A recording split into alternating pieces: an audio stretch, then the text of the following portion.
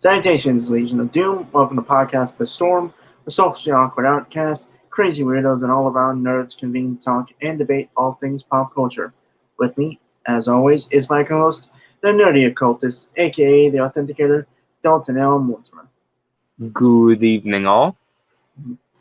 And I'm your host, last time wannabe, the brainstorm of pop culture. How's everyone doing tonight?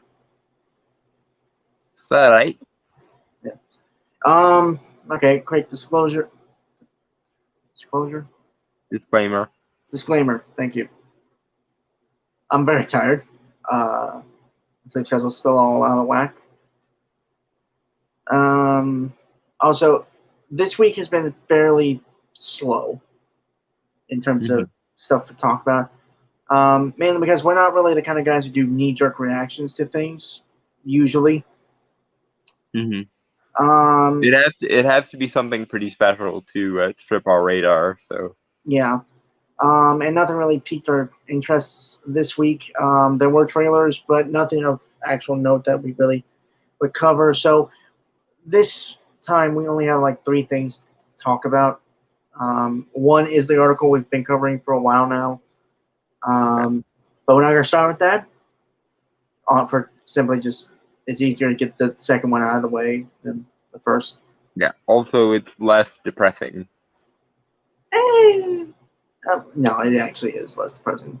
It's just disappointing, to be fair. Mm-hmm. Yeah. I don't know. This might be a short podcast. Not entirely sure. That just wherever the wind takes us on this one. To be fair. Mm-hmm.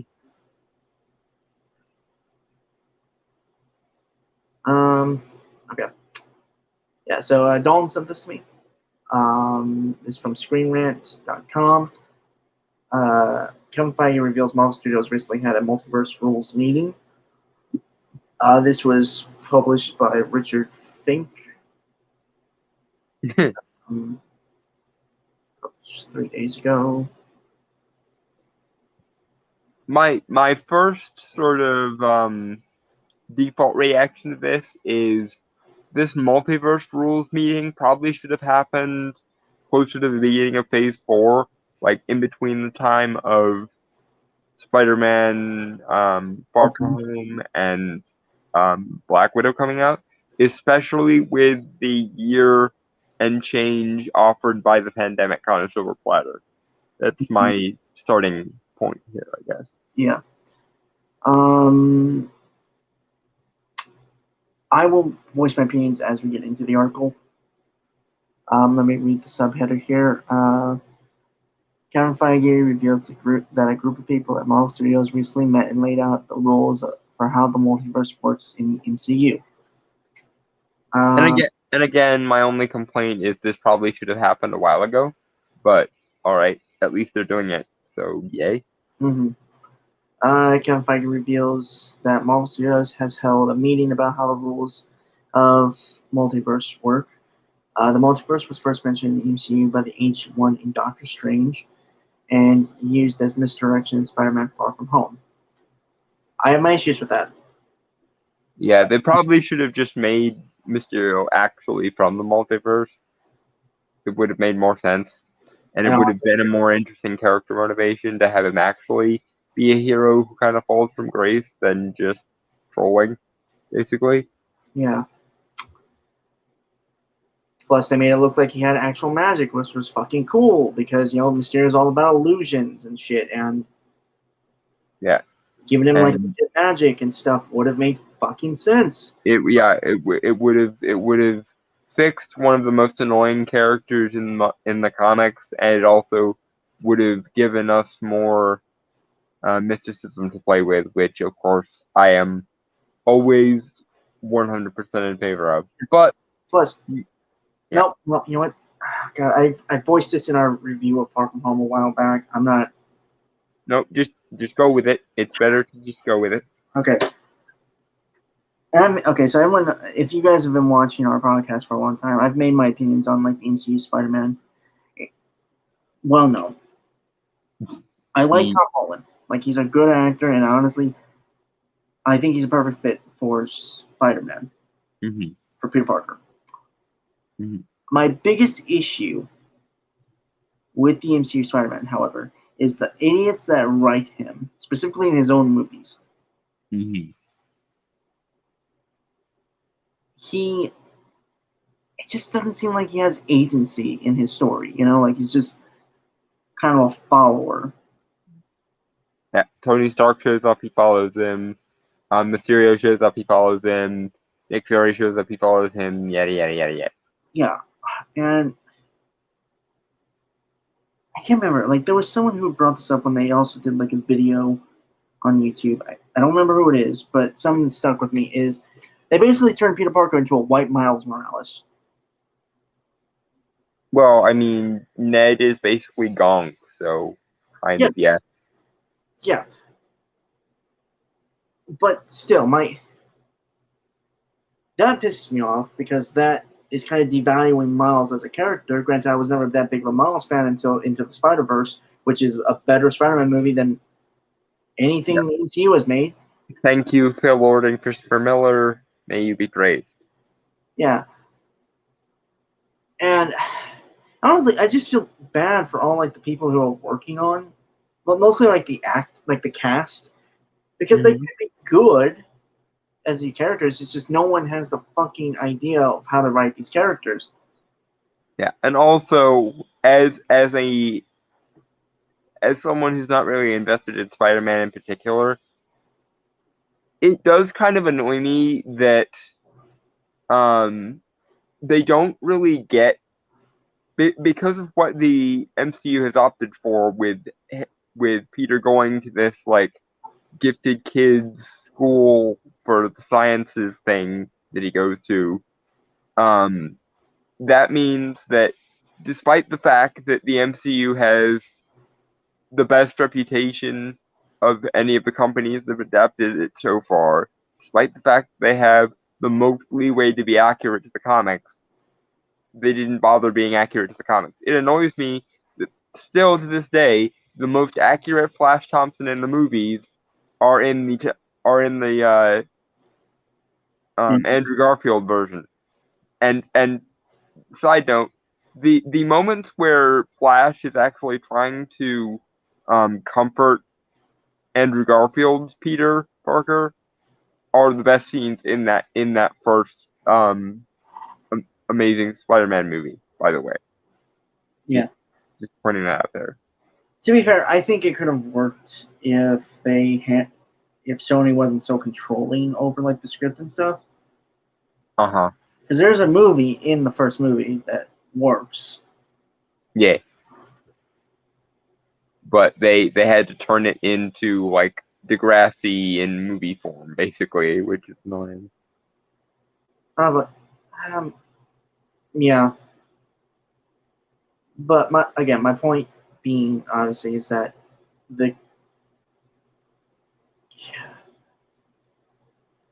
is like with the Mysterio thing and like the multiverse thing. I more just hated that they had this interesting character at the beginning with like he's a hero from another universe that failed to save his world. Like honestly, you could have made some interesting parallels between him and like kind of Tony post like Avengers, Iron Man 3, Age of Ultron, Civil War kind of Tony. Right, yeah, the paranoid one who's constantly worried about the next big thing, the next big but the Tony Stark we get in Age of Ultron in particular is almost a Tony Stark that's been touched by like Lovecraftian dread, because that's basically what the exposure to space gave him, was the holy shit, fuck the terrestrial scale of things. That up there is the end game, quote unquote. Mm-hmm. And I think it would be interesting on the fact that maybe Mysterio could have been like, what if Tony had never met Peter? Because I think Tony was going down a very dark road in Civil War until he like met Peter, and like asked. And it gave him the whole surrogate son thing of like, I'm gonna be a good father, a surrogate father figure to this kid. Yay. Yeah. Because again, like in Iron Man 1, before like the end of the movie, Tony says something that there is nothing but the next mission. Like he's so obsessed with trying to fix the mistakes of his past that basically he's on a suicide mission as like Iron Man. And again, you could have done interesting parallels with that with Mysterio. I will say the costume looked amazing, even if it was just a CGI thing. Yeah, it was really it was a really good translation of the Mysterio from the comics with a little added flair. Yeah. Anyway, and I frankly I was just happy we had the fishbowl helmet. I didn't think anyone was ever going to try that. They did, so yay. Yeah. Anyway, shall we move on? That was a tangent. Yeah, that was a tangent mostly from you actually for once. Yay. Proper introduction into the MCU multiverse was unleashed in the final episode of Loki Season 1 as the sacred timeline broke off into many different branches.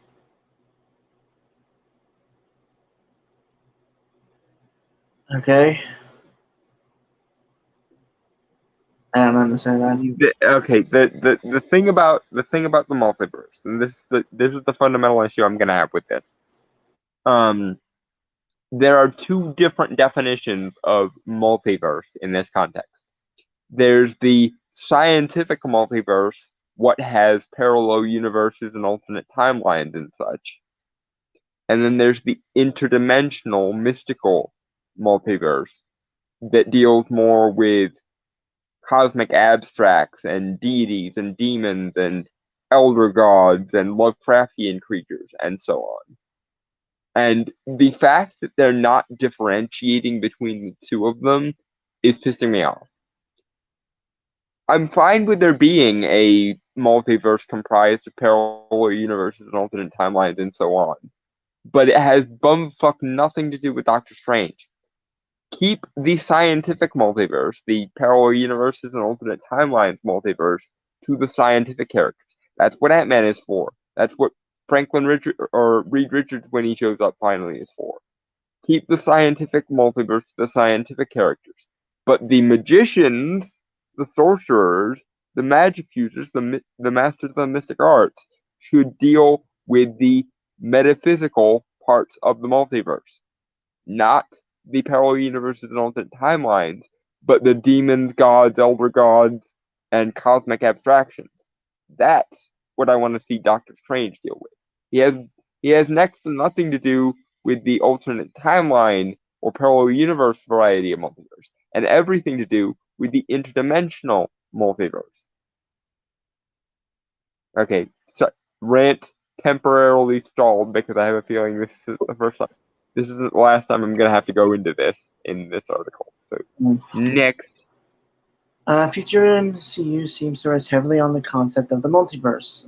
Next Disney Plus series will be What If, which will explore various different versions of classic MCU stories, with the visuals in the trailer being the same as the timeline at the end of Loki.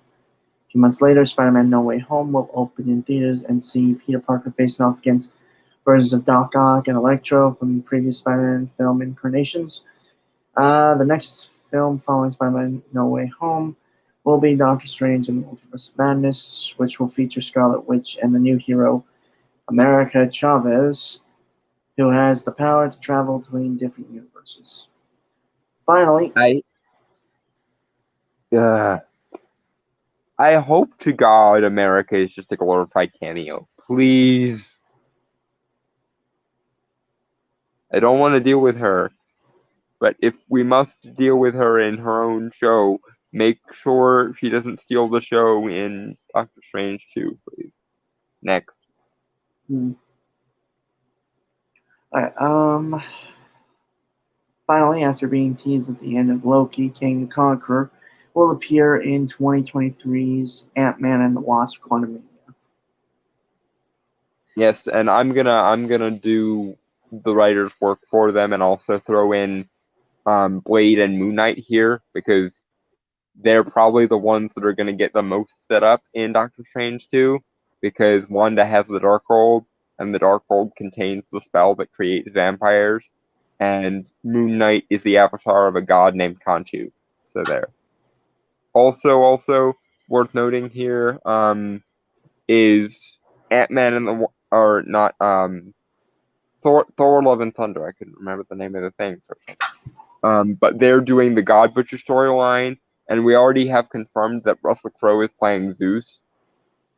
So my guess is they're probably going to introduce multiple gods and multiple pantheons of gods in Thor Love and Thunder, even if some of them do die at the hands of Gorr the God Butcher. So, and also Eternals is setting up Celestials. So there's plenty of room for the demons and elder gods to make their way into the multiverse of madness here. Please. Next. With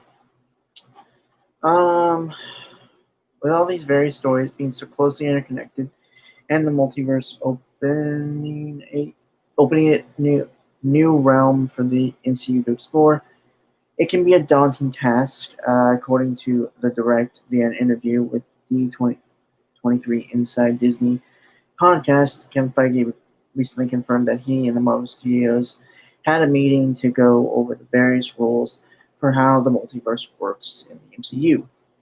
Feige didn't elaborate on which individuals were part of the meeting, but it is safe to assume that co-president Luis D'Esposito and head of production Victoria Alonso were there. I don't know who those are. They're like the business side of like the administration, basically.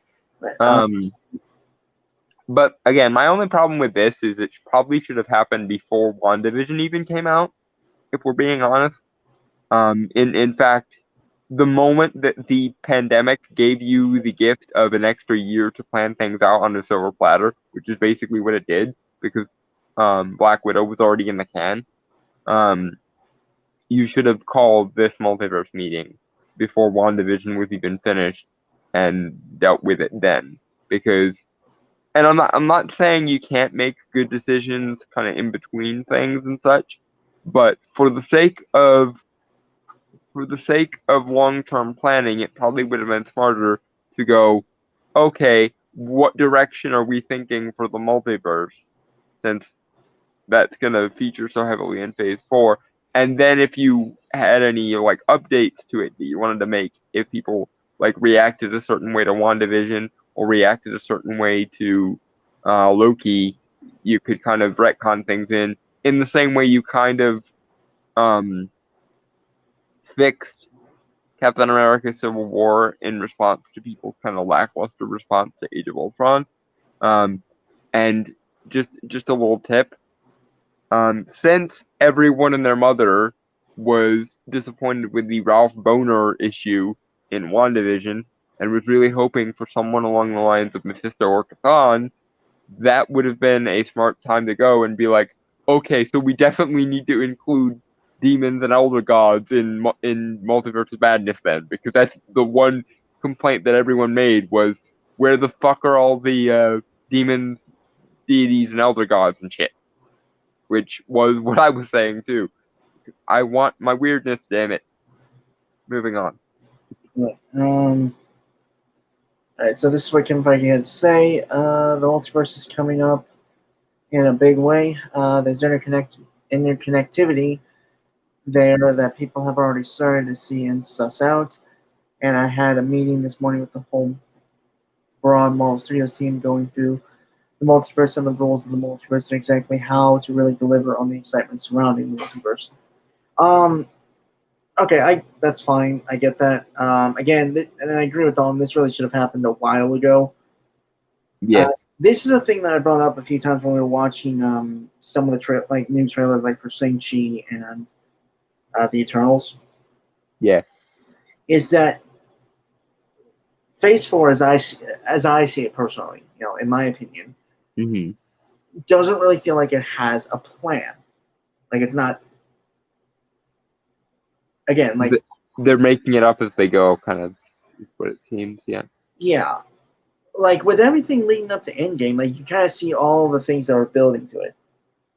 Mm-hmm. But with Phase 4, well, it could have been a good thing that we can't really guess where it's going. You still need the confirmation that it is in fact going somewhere. I'm just not seeing that. Right.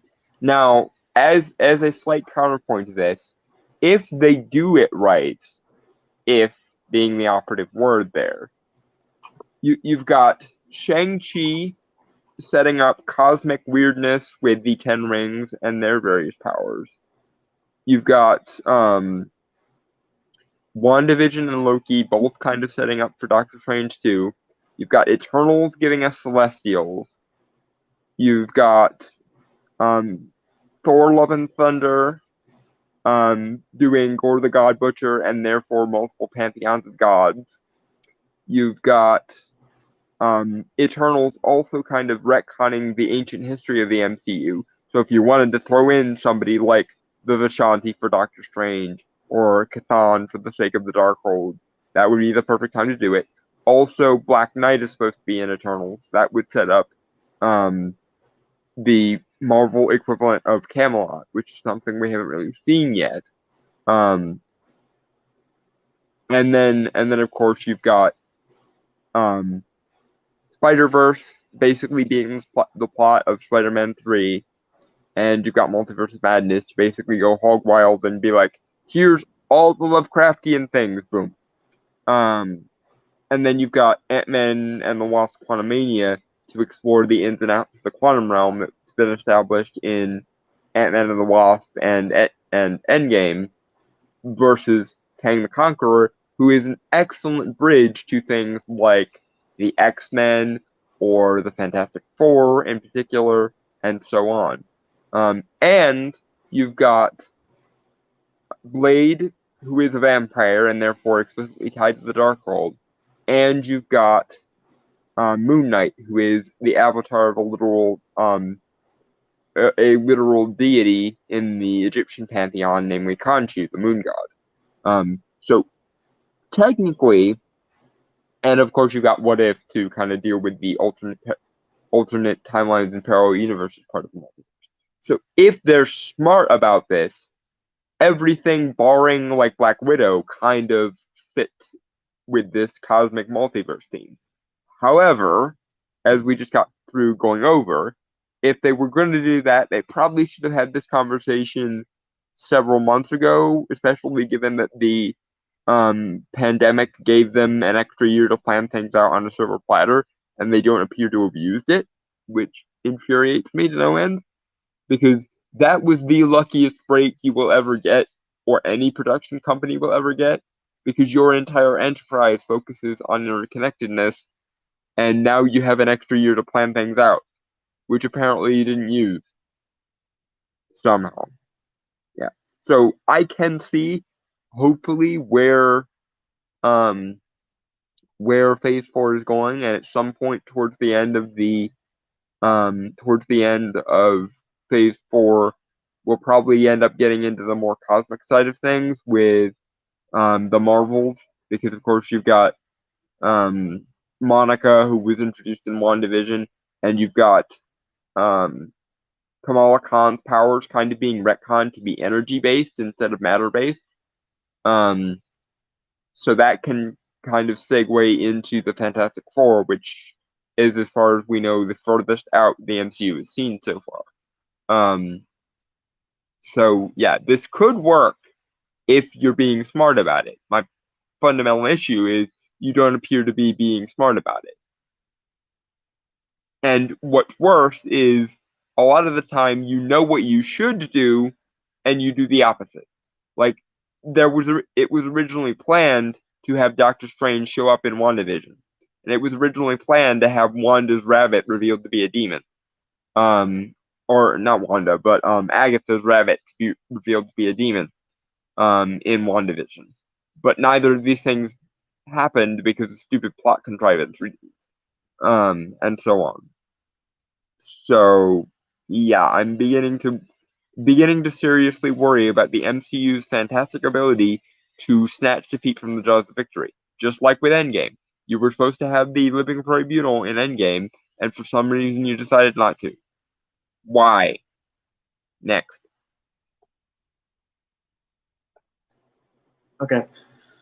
Is it safe to assume that the various writers on the projects, including A.C. Bradley, What If, Michael Waldron, Loki, Doctor Strange in the Multiverse of Madness, Jeff Loveness, Ant-Man and the Wasp, Quantumania, Chris McKenna, and Eric Summers, Spider-Man No Way Home, were in attendance. Aside from Bradley, the various writers on the multiverse projects share a connection as they all have worked on projects by Dan Harmon as both Levness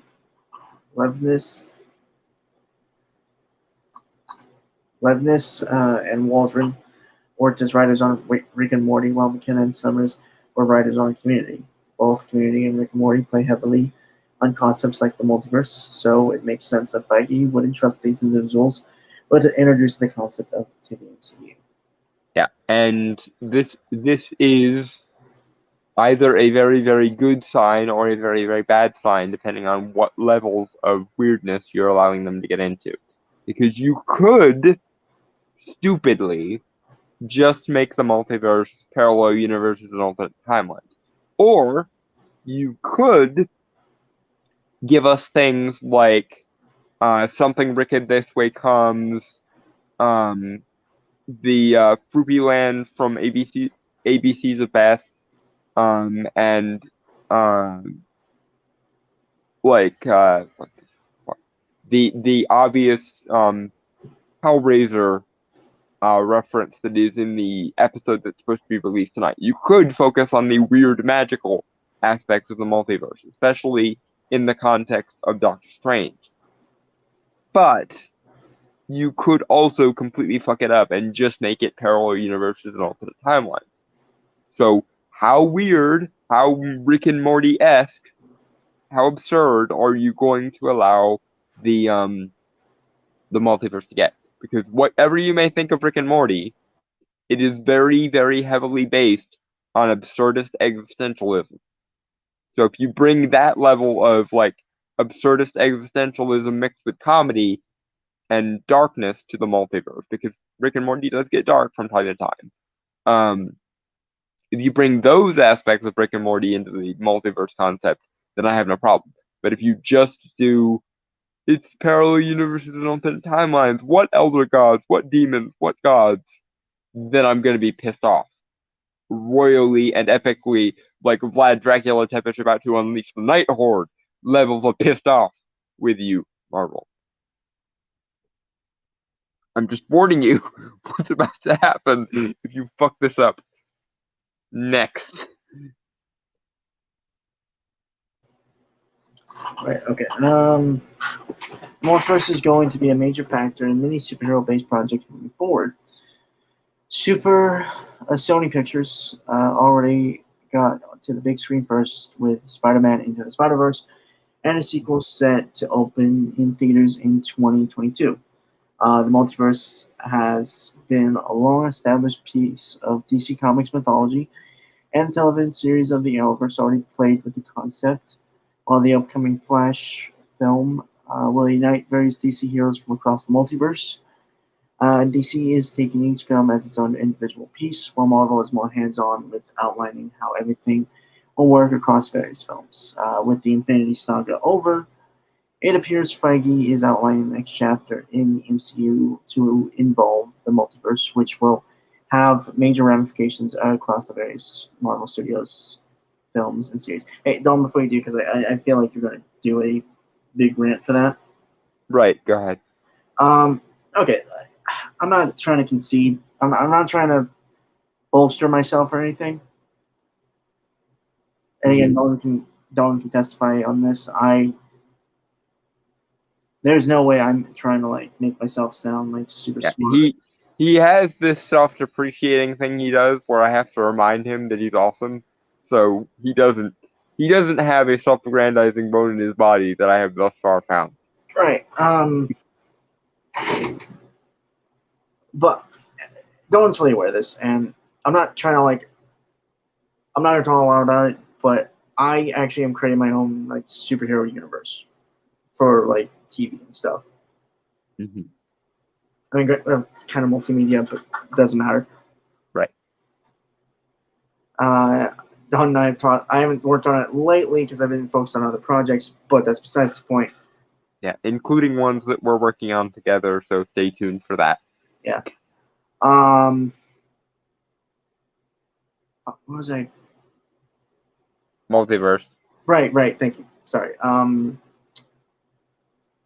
I basically spent the last, I don't know, maybe 3-4 years, maybe longer, writing out and creating the entirety of the universe from like its history, like literally thousands of years of history I've written in pages, to like just a lot of things. But I've done planning for like quote unquote phases. I don't call them phases, obviously, but I. Sorry, I'm tired. Give me a sec. The fact of the matter is like recently, within recent plans of this universe, there I have introduced the multiverse. Mm-hmm. I have like these major events that have happened. Like there is something that you could qualify as like Infinity War and Endgame. And I've told Dolan about this. It involves kind of a Lovecraft thing. That's besides the point.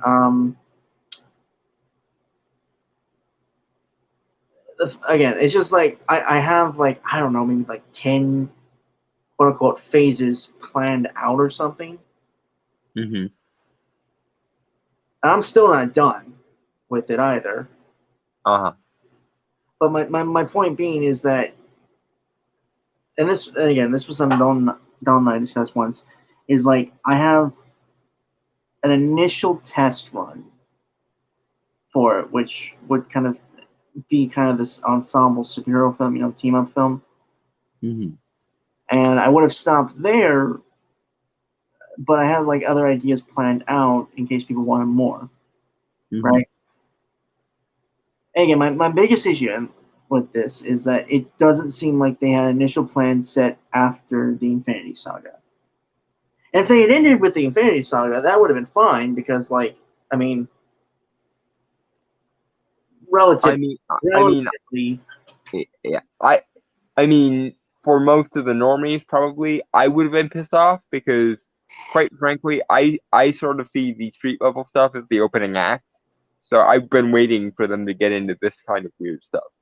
That being said, I think the plan is to use Phase 4 as kind of a stopgap to introduce the Fantastic Four and the X-Men, because those are the big franchises that everyone and their mother wants to see the MCU tackle. And I kind of am of two minds on that, because yes, I know you've got to appeal to the most people in the least amount of time and so on. So you've got to introduce the mutants and the Fantastic Four somehow. But that being said, if you can give me really awesome stories about, say, Chthon, Mephisto, the Dwellers in the Darkness, the Many Angled Ones, Shimogorath, and the Vishanti, all of the above in the interim, then I will I will be very, very pleased with you.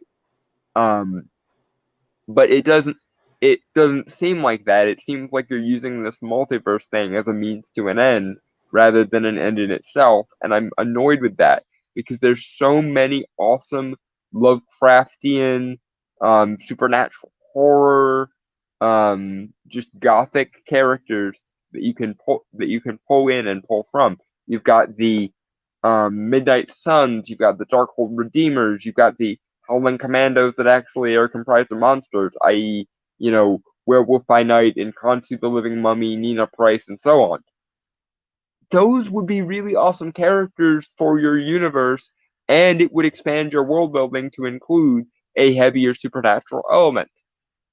But instead of any of that, it seems like you're very much leaning into the parallel universes and alternate timelines, which works well for Franklin Richards and the mutants, or with the Fantastic Four and the mutants, but especially because Franklin Richards is the first person to discover the multiverse in the comics. But don't get so far ahead of yourself rushing to do Fantastic Four again and X-Men again that you miss out on the opportunity to give us characters that we've never seen before, like Shimogorath, like the Dwellers in the Dark, like the Many Angled Ones, and so on. Because Marvel does Lovecraft is in and of itself an epic concept, especially with all of the Lovecraftian characters you have at your disposal, at your beck and call in the Marvel comics.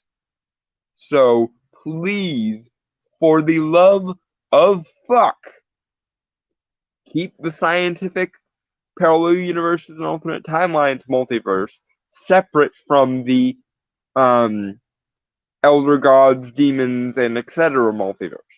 And let the sorcerers deal with the sorceress multiverse.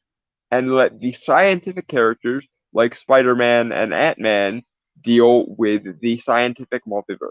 Please, for the love of everything, Marvel, moving forward.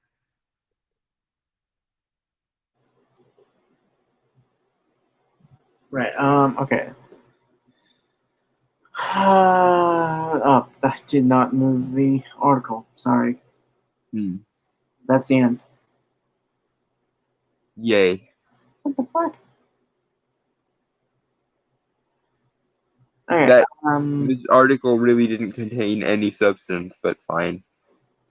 It gave me a chance to rant about the problems I foresee with the multiverse, so yay. Right. Okay. Give me a minute while I try to find where we were with the other article, like a couple weeks ago. Mm-hmm. How long has it been, actually? It's been a few weeks, I think. How many? The last one I thought was 119 that we did. I think so. Okay. And we're sitting at what, 123? Yep. So it's been about a month.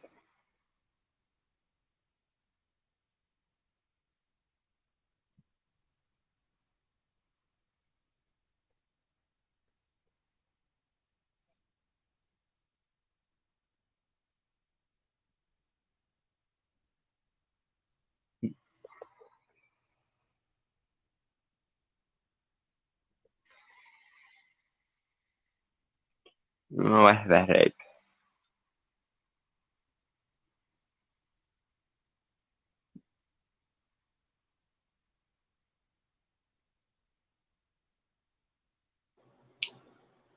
Okay. I'm just scrolling through it right now because, well.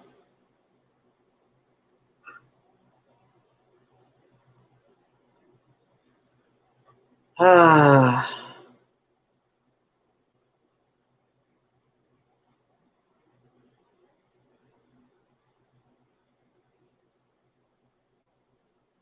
And it's still loading.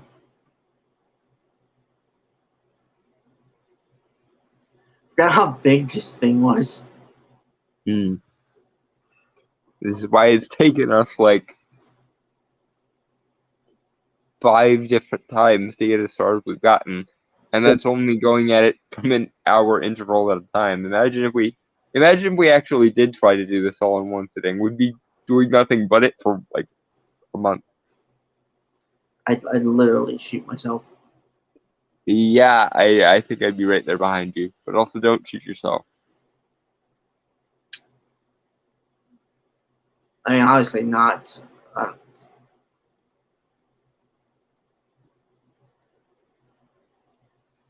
okay, that's. God damn, this guy. Let's talk. I forgot about that. Oh, I didn't forget about that. I just. Hmm. Okay.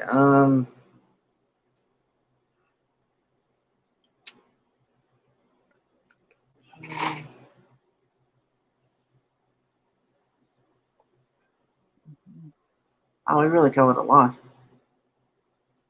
Well, I mean, we have been chipping away at it for like 7 different shows now, so.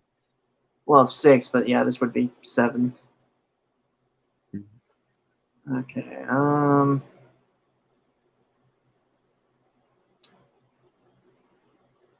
I think. Yeah, I think found it. Yay. Check.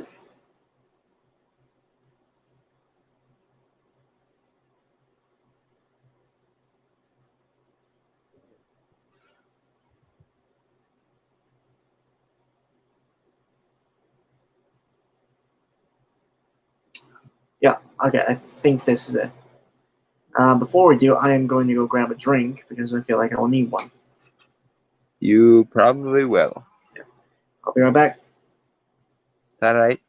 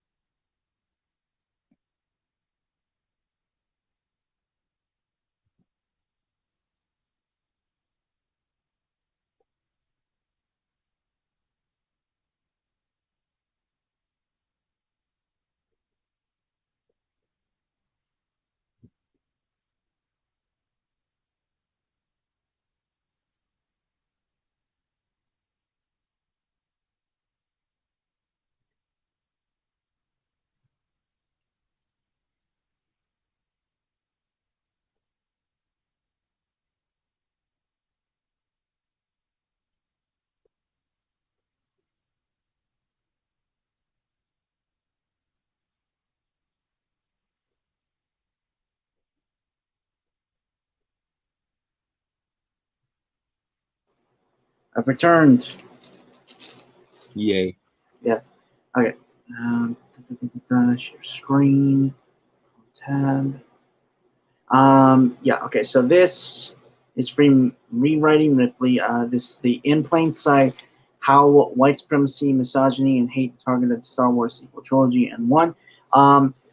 As Dawn had said, we've been covering this for a while now. And I recently, I say recently, but last month I made a playlist, and I will update it tomorrow with all the podcasts that we have done covering this article. Yeah. It's been probably our most substantive white whale for quite a while now. Because we've returned to the cacophony that is this for this will be the 7th time we've returned, and I think the record for covering the same segment or topic previously was 3 before we got to this article. Mm-hmm. So yeah, It's our white whale, and I guess that makes me Captain Ahab.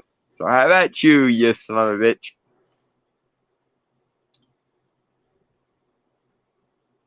Sorry, Grabs harpoon. sorry, I was eating. Hmm.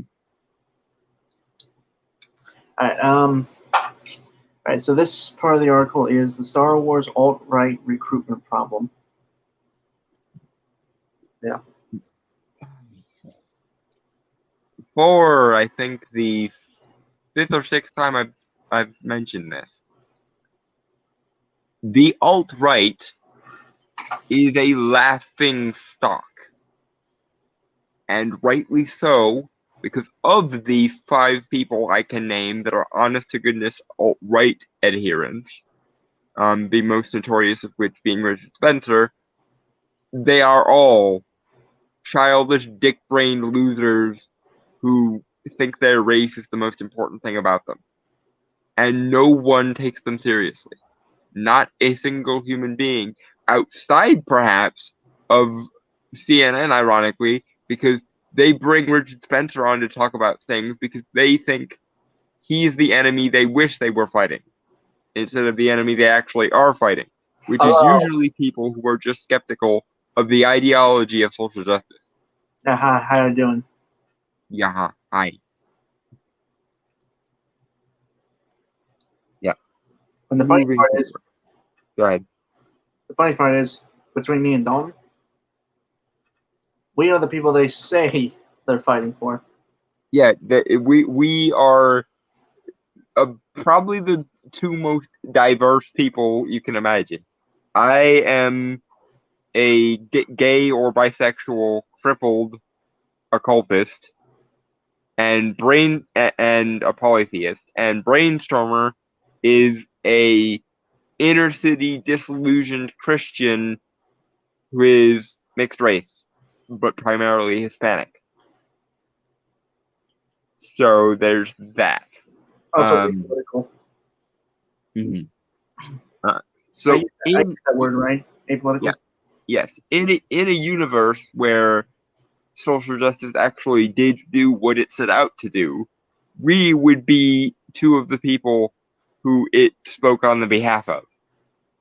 And yet, we both find ourselves at cross purposes with the fucked up moral ideology of social justice, largely for the same reasons we would find ourselves at opposition to the authoritarian family values brigade of yesteryear.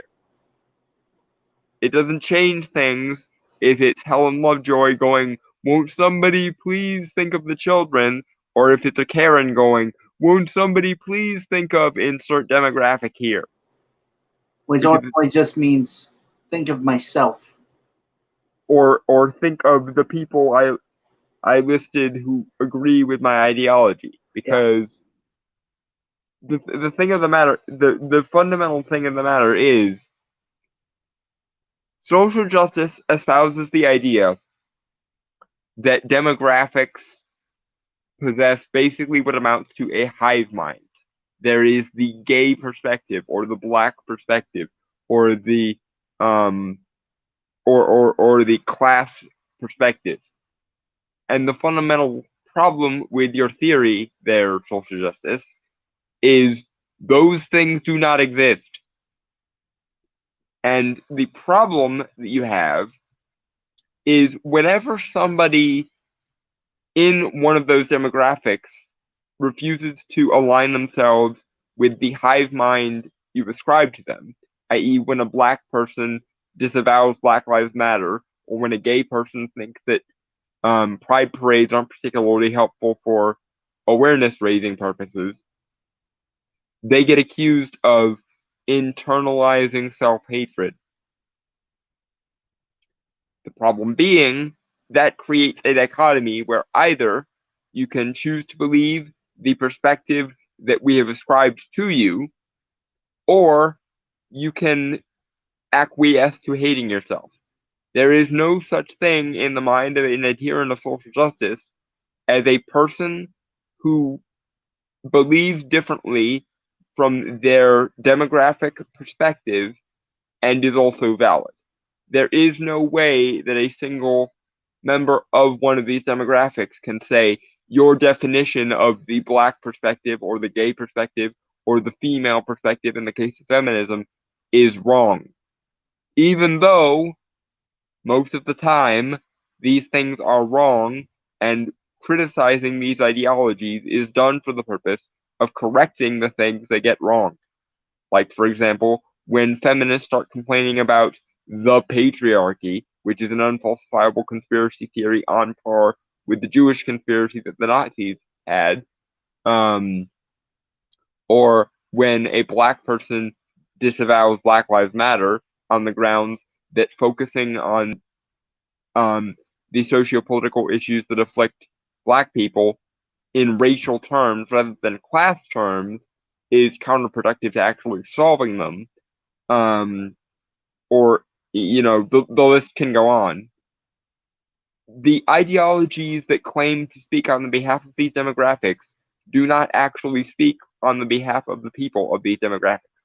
They speak for the Platonic or Neoplatonic hive mind of the collective perspective of these demographics, which is a non-falsifiable woo-woo conspiracy theory, essentially. That essentially means that either you fall in line with your racial or demographic identity, or you will hate yourself and don't know what's good for you. That is the fundamental issue a lot of people in these demographics have with social justice. They claim to speak for us, but in actuality, they just use us as human shields to avoid being corrected, often by the very same people they claim to speak on the behalf of. Right. Listen, I don't have self-internalized hatred. I mean, like, I already hate myself for various other reasons, but whole race thing, nah. And because it's never really been a factor for me. Yeah. You can't hate yourself for your race if you don't consider your race to be important, is the thing. And you can't hate yourself for your sexuality if you don't consider your sexuality to be that important. That's the difference. Social justice is the proposition that these demographic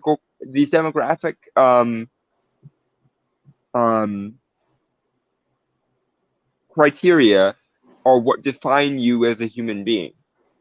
You're defined by your race, you're defined by your sexuality, you're defined by all of these other things.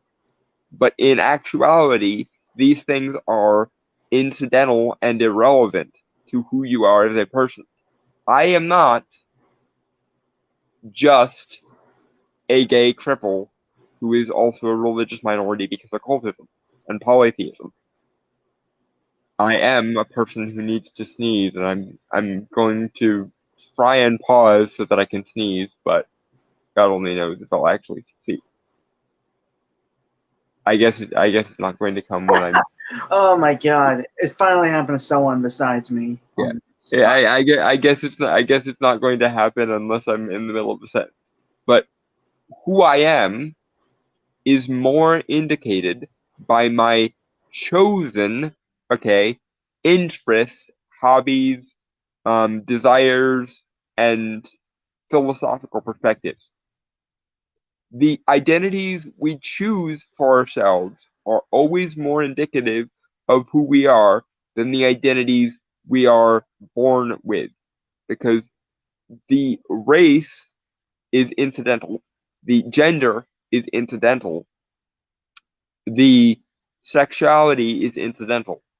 What matters is what are your interests, what are your hobbies, what gives your life meaning. And for most people, even most people within quote unquote minority demographics, the things that give your life meaning are not your base demographics, but are in fact the things you choose to make of your own life on your own terms. Okay, moving forward though, because we've spent a lot of time yelling at this point.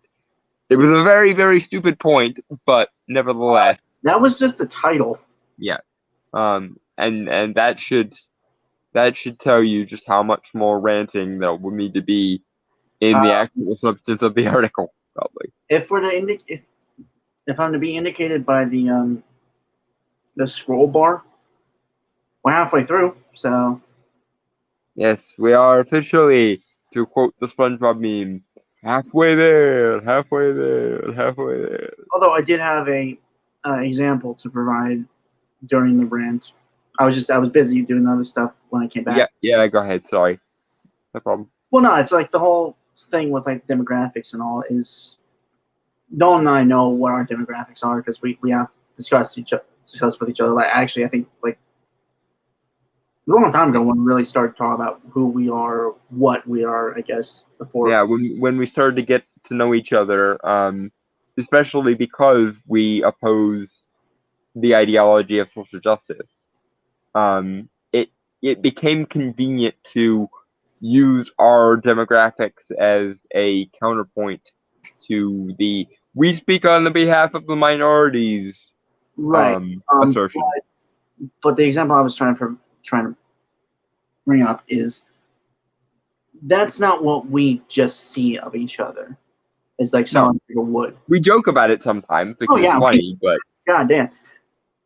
Yeah, mainly I tell cripple jokes. Yes, and he's allowed to because I gave him a pass for it a long time ago. And I gave him a pass for the whole Hispanics racist jokes. Mm-hmm. I just bust his balls all the time about it.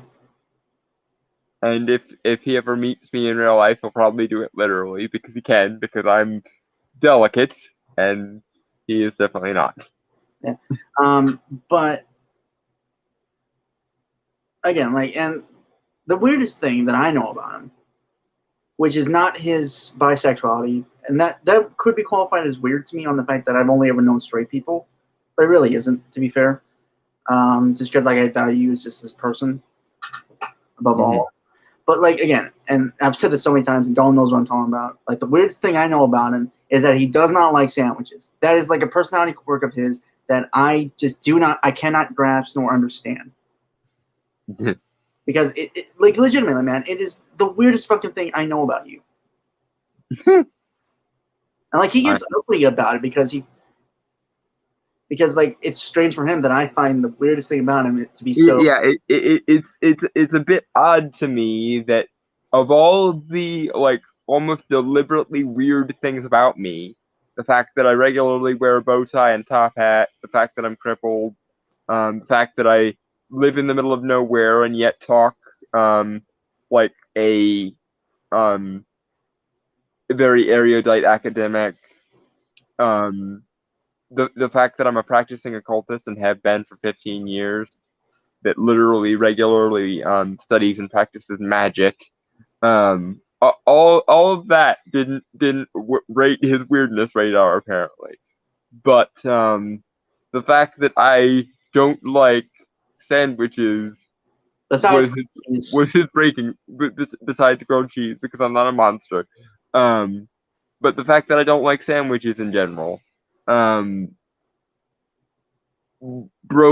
is the straw that broke the camel's back. Of all the previous things, he didn't bat an eye, but I mentioned that I didn't like sandwiches or tacos, and he lost his shit. Tacos I can forgive because there are some pretty shitty tacos out there. Mm-hmm. I'm fairly plain with just tacos, which is just meat and cheese. And the only other time that he's really gotten that creeped out by something about me is when I mentioned also that I don't like sausage, with the exception of hot dogs, obviously. I made a joke out of that, so I'm fine with that. Yeah. But again, as for me, the weirdest thing about Brainstormer that I know is, dude basically has the morality and backstory of a freaking superhero. No lie.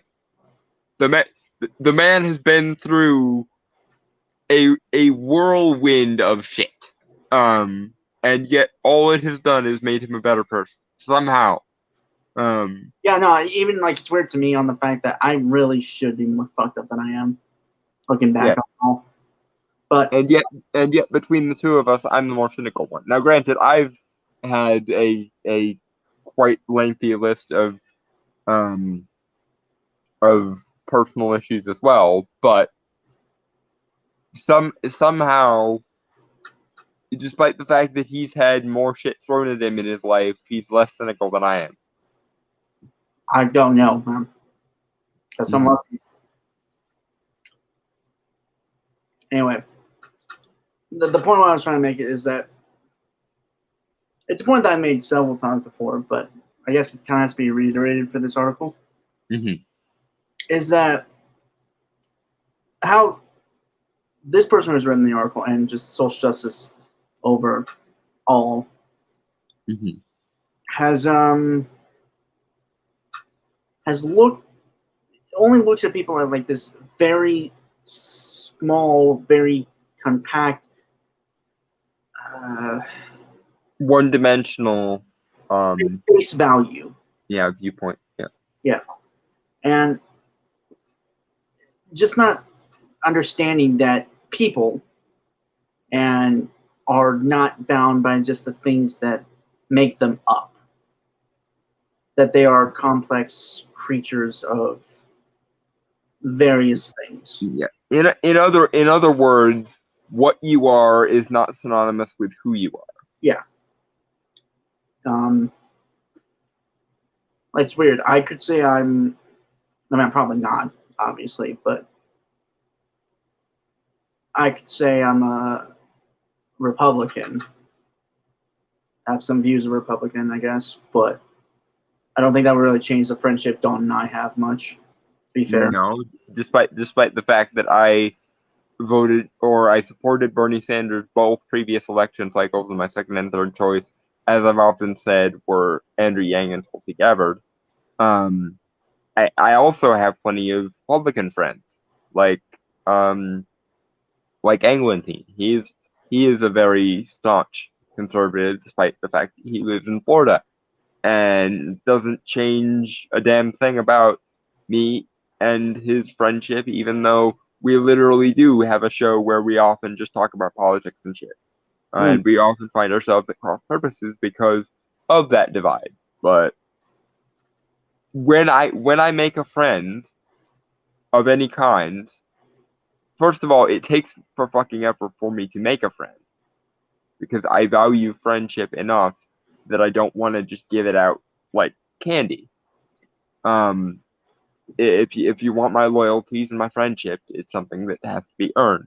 But when I make a friend, I'm the kind of person who would sooner take 1,000 bullets for every single one of my friends than see a single bad thing happen to them ever. And when I've decided that someone is worthy of my friendship, short of stabbing me in the heart and leaving me for dead, there is very little they can do to sour that friendship. What's now, funny? granted, yeah. Sorry, no, please.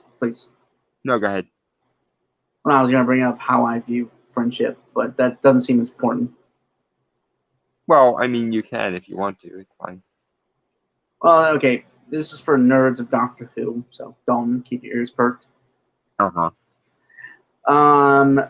Basically, how I view it is the speech that I think 13th Doctor gave Clara after she tried to betray him.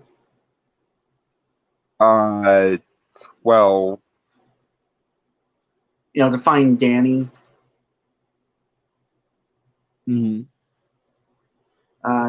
Is like, do you think, the phrase that always gets me is, do you think I care about you so little that betraying me would make a difference?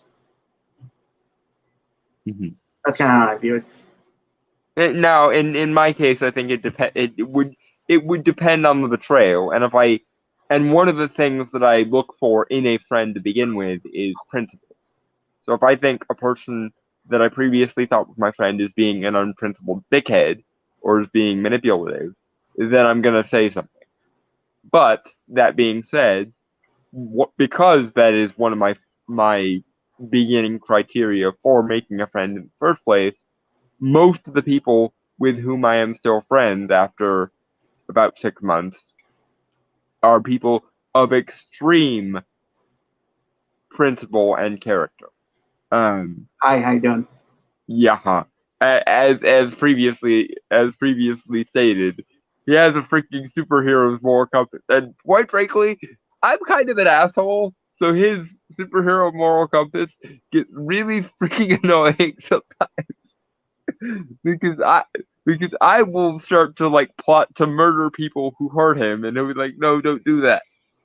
Um, and it can kind of get annoying because when people try to hurt my friends, there is very little on this earth that could keep me from taking retribution for my friends, unless of course the friend in question asks me specifically not to, and then I am duty bound by my principles and my honor not to do the thing they asked me not to do. But it's still fucking annoying. Honestly, the effort isn't worth it, but the sentiment is appreciated. Anyway, goddamn, we went on a fucking tangent there. No, it's good that we can manage to eke something positive out of this bullshit. But Yeah. anyway, yes, moving forward to the actual addressing of the article and Yeah, the substance of the point. Hopefully, the center of alt-right and radical right-wing ideology in Star Wars fandom is on YouTube, a favorable and profitable home for indignation against non-white and non-cis male individuals built up on 4chan during Gamergate. There's a lot of wrong in that one sentence. this guy has a almost miraculous ability to pack Wait, the most stupid and wrong-headed approach to everything into every single complete thought that he conveys.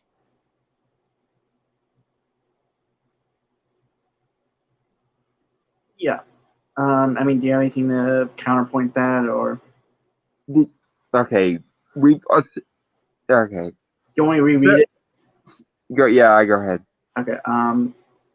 The center of alt-right and radical right-wing ideology in Star Wars fandom is on YouTube, a favorable and profitable home for indignation against non-white and non-cis male individuals built up on 4chan during Gamergate.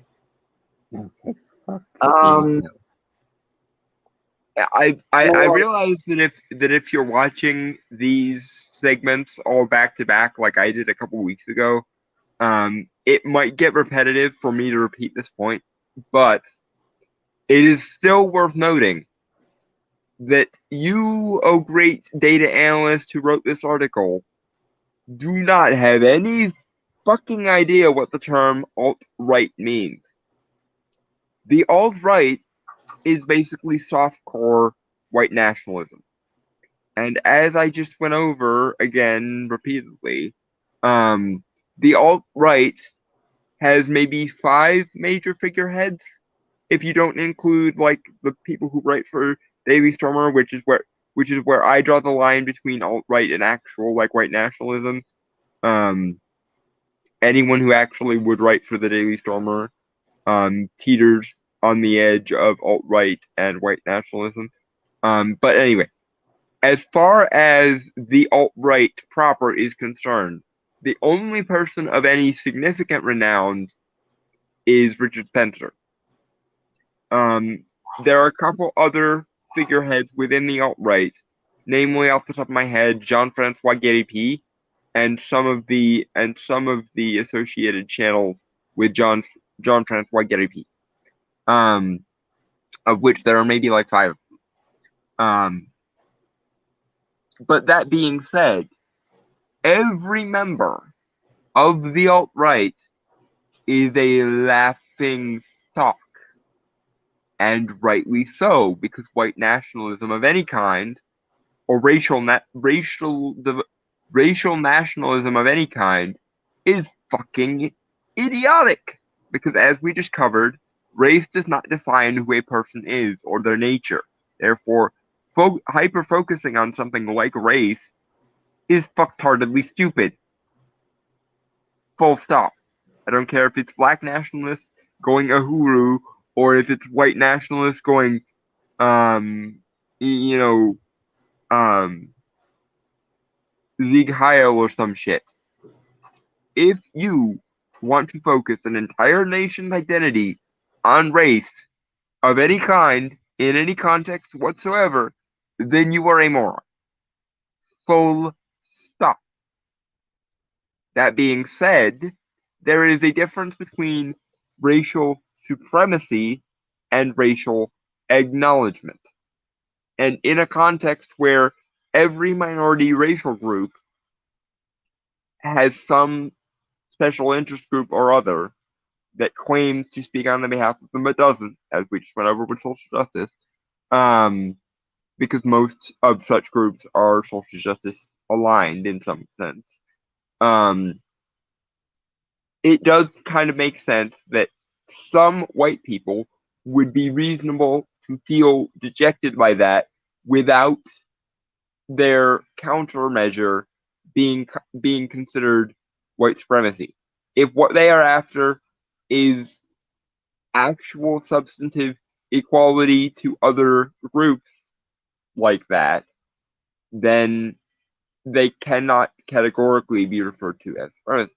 However, and this is why I said actually and qualified it, because in most cases with supremacist ideologies, the way that you spread a supremacist ideology is by creating a false paradigm in which that group is disadvantaged.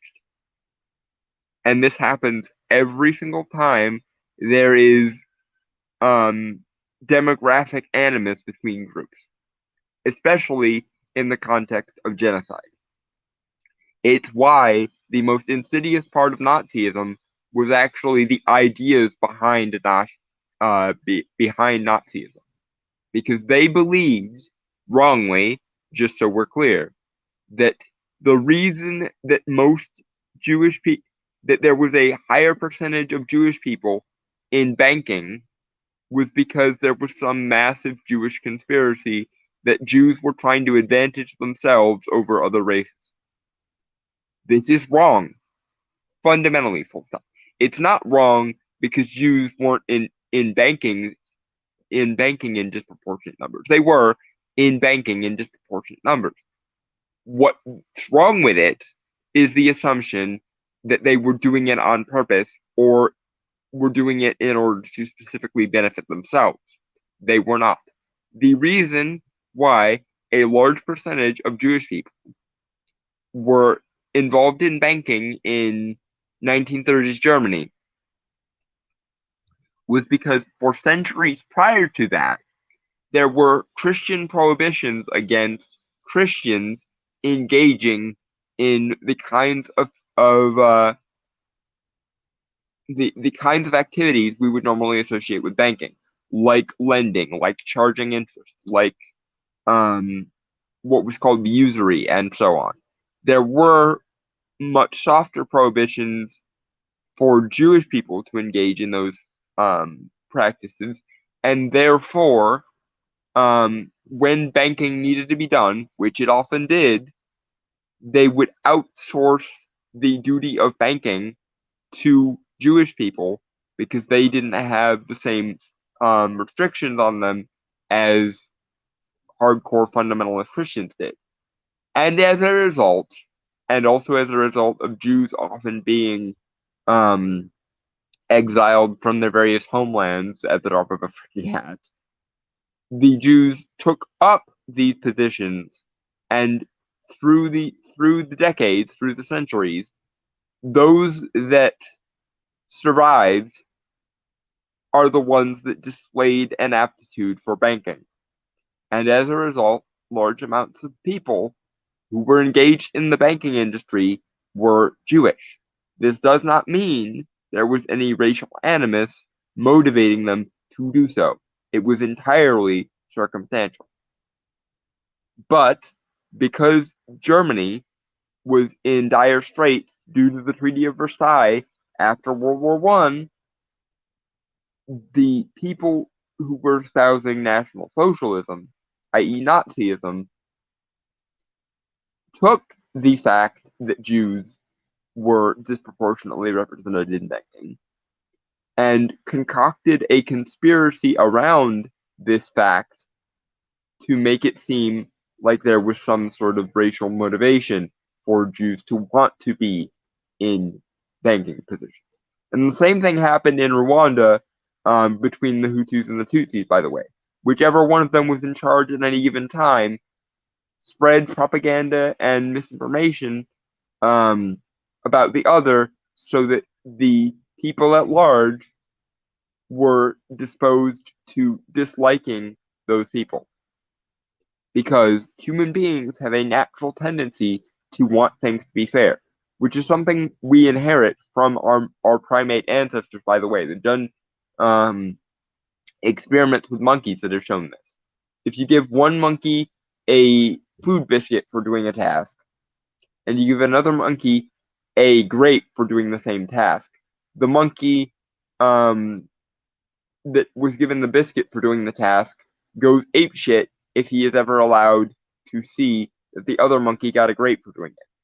Because in the parlance of monkeys, grapes are better than food biscuits, and therefore it's unfair for one monkey to be given a food biscuit and the other one to be given a grape. And it is this tendency, this human tendency of fairness that we get from our primate ancestors that is always exploited whenever any group wants to foment a genocide. If you want to foment a genocide against someone, you have to convince a large group of people that the privileges they have are undeserved and arbitrary, and therefore that group should be taken down a peg in order to equalize the situation. If you want to sell inequality to someone, convince them they're fighting for equality. And I bring this up because that is exactly what feminism, the ideology of feminism, has done with the patriarchy theory and the historical oppression of women hypothesis. It has assumed that men occupy positions of power and influence from their own desire to, rather than from happenstance, and therefore created a gender warfare between men and women where they propose that men have always won historically, and therefore women need to be brought up in order to equalize the situation, even though such is not the case. The patriarchy is nothing but the gendered version of the Nazis' Jewish conspiracy rhetoric. Because whenever you want to gain privileges and benefits above someone, you must convince other people that those people already have an unfair advantage. Sorry, go ahead. No, I get you. I get the point and all. It's just you were kind of wrapped. Yeah, I was rambling. It's just I recently got into a bunch of arguments with some people on Facebook where I had to basically spell out every little thing I proposed. Otherwise, they would misconstrue and misinterpret what I said. So I have a little bit of argumentative PTSD in me. Okay, fair. So there's that. Anyway, moving forward. It isn't difficult to find videos of mostly white men belaboring their strongly held belief that women and minorities are ruining video games, comic books, and Star Wars. I mean, okay, before you do, Don, to be fair, the women's and minorities that have been brought on, that have been brought up in those videos, wasn't really about them being women or minorities. It was more about them being shit at what they were doing. Yeah. Judged by their actual merit and also their personalities, which are kind of garbage. Yeah. And also that they used their quote unquote minority status or their demographic status as shields. Or advantages. Yeah, as either shields, as both shield and advantages. Okay. And the second half of that argument is, of course, It's not women and minorities anyone has a problem with. It is feminists and social justice advocates that people have a problem with. You do not get to conflate the demographic these ideologies claim to benefit with the ideology in question, because there are anti-feminist women who do not hate themselves and are not against the idea of equality, but disagree with the actual premises and axioms of ideologies like feminism and social justice. Like, for example, the fact that the patriarchy is a non-falsifiable conspiracy theory, or the wage gap is mostly the result of organic circumstances and not sexism, or that women were not oppressed throughout history as a demographic because they were women. And anytime you see oppression of women in history, there is always a mitigating factor that explains it. It's because they were a different race of women, perhaps, or it's because you're misinterpreting something that was actually meant to advantage them in some way or protect them in some way. Because every single civilization on Earth has a natural tendency to want to protect and provide for their women. The ways they go about it may be wrong-headed and fucked up, as per the Muslims, but their motivations categorically have nothing to do with hatred of women or misogyny, and everything to do usually with either providing for or protecting those women, often at the expense of those women's own freedom. It's essentially the logic of, we have to work so hard to protect you that you're not allowed to be free, because I would rather you be safe than free. That's usually the logic, which is not misogyny. That is wrong-headed and misapplied caring about women that you're seeing there. And the same can't be said for minority groups, because usually minority groups are the ones that are singled out for those unfairness narratives that I just went into for like 10 minutes. But in the case of social justice, the problem is once again the framework, not the fact that these groups have or should get more rights, but the fact of how they go about it and in what context they go about it. What ideological framework are they using to obtain such is the issue. The criticism of feminism and social justice is not equivalent to criticizing women or minorities, especially when you consider that many of the people on YouTube criticizing things like feminism and social justice and Black Lives Matter and the like are themselves members of the demographics in question that these ideologies claim to benefit and pander to. I can introduce you to a YouTuber by the name of Just Some Guy, who is black, and who nevertheless hates the racial pandering in the new Star Wars trilogy. I can introduce you to several women who nevertheless hate Rey as a character because she is feminist pandering, and feminism does not have a monopoly on speaking for women, and so on. You do not get to conflate a particular moralistic ideology with the benefit of any given demographic. Just because those ideologies try to benefit those demographics does not mean they actually succeed in doing so. And criticism of the methods and motives and frameworks as to how they do so is not a criticism of their desired end goal.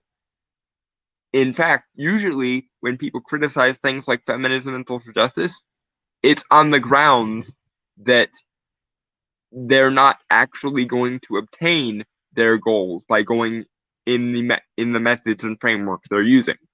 I.e., you're not actually going to advantage women by claiming there is a mass conspiratorial patriarchy.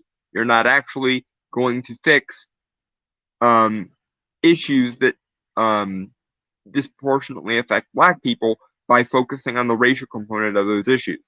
You're far more likely to succeed if you focus on them as class issues and treat them as class issues rather than race issues. That is usually what people try to convey to you. It's not they have a problem with minorities or women or equality or any of the above. It's that the ideologies in question do not have the leeway to speak on the behalf of those identities, and the methods proposed to dealing with those identities are counterproductive at best and actively harmful at worst. Done.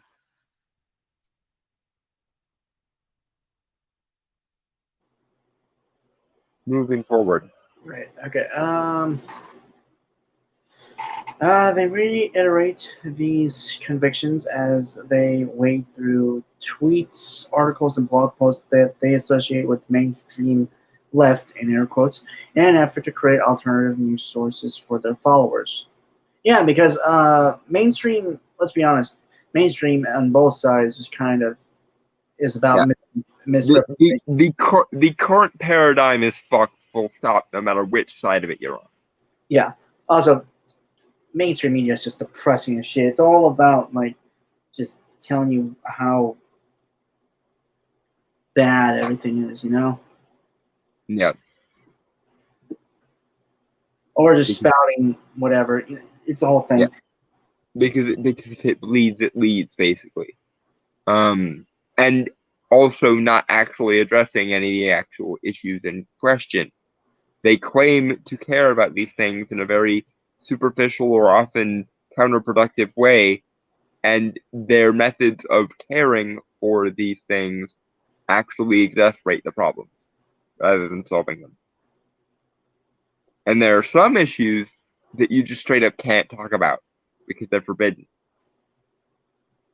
Like the fact that 94% of the unsheltered homeless are male. Or that suicide is not the result of entitlement in the case of men. It's the result, usually, of sadness, despair, and pain brought about by life circumstance, just like it is when everyone else tries to commit suicide. Or the fact that female genital mutilation has rightly been outlawed for centuries now. Can we please do the same for male genital mutilation, i.e., circumcision or such? But anyway, moving forward.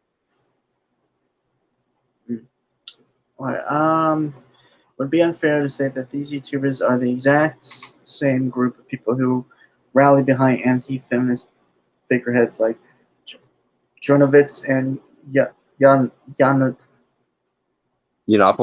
Yiannopoulos. Thank you. To harass women in gaming, and if they still are, the reality is far more terrifying. No and no. Feminism is not women, or women's rights, or women's interests. The women's rights movement is not synonymous with the feminist movement. Okay? So you can't just pull this doublespeak tautology bullshit where feminism is women, therefore any criticism of feminism is a criticism of women, or any criticism of any number of women must be because they are women and therefore misogynistic. If women are equal to men and other people, then they are equally allowed to be criticized and to be called out for getting shit wrong or being mistaken. When a man says something vacantly stupid, you tell him to shut the fuck up, cunt. But if you say those same words to a woman, you will be called a misogynist, despite the fact that what you are addressing is the wrongness of their statement in that case. That is the difference. Feminism does not have a monopoly on speaking for the rights and interests of women, and you can criticize every woman on earth if you like without being misogynist, under the proviso that those women are actually doing something wrong. Because in that case, what you are addressing is the wrongness of their statements, not the validity or lack thereof of their identity. Therein lies the difference. you can't tell the difference between women as individuals and the platonic hive mind of women that is proposed by feminism. Dumbass. That means you are fucked in the head. That does not mean that no anti-feminist can ever have a point. That just means that you can't tell the difference between women writ large in the feminist framework and individual women with individual agency who happen to disagree with feminism, of which there are many. And no, they don't disagree with it because they're against their own self-interest or internalizing misogyny or whatever. They're disagreeing with it on ideological grounds because feminism is not simply the pursuit of equality, and even if it were, egalitarianism and humanism both exist to more accurately espouse those positions without the unnecessary ideological gobbledygook of things like the patriarchy or the historical oppression of women or the wage gap and so on. Moving forward. Right. The majority of these YouTubers, who include reactionary alt-right YouTuber The Quartering and comic artist Pro Secrets, a leader of Gamergate's successor, Commonsgate. He wasn't really a leader. We honestly didn't have leaders. We had he kind of showed up to the party late and then claimed to be the leader of everything. And incidentally, he's a self-aggrandizing fuckwit. And I don't like him personally, but that doesn't mean I'm going to avoid protecting him from this slander, because there's plenty of things to actually criticize Ethan Van Sciver for that don't involve this irrelevant bullshit. And so there's that. Secondly, are you fucking insane? The Quartering is not alt-right.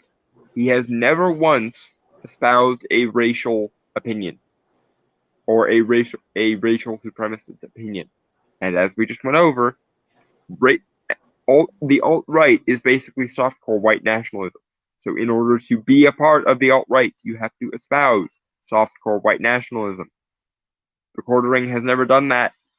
Therefore, the Quartering is not alt-right. And therefore, your definitions are once more fucked in the head and fucked in the ass. Moving forward.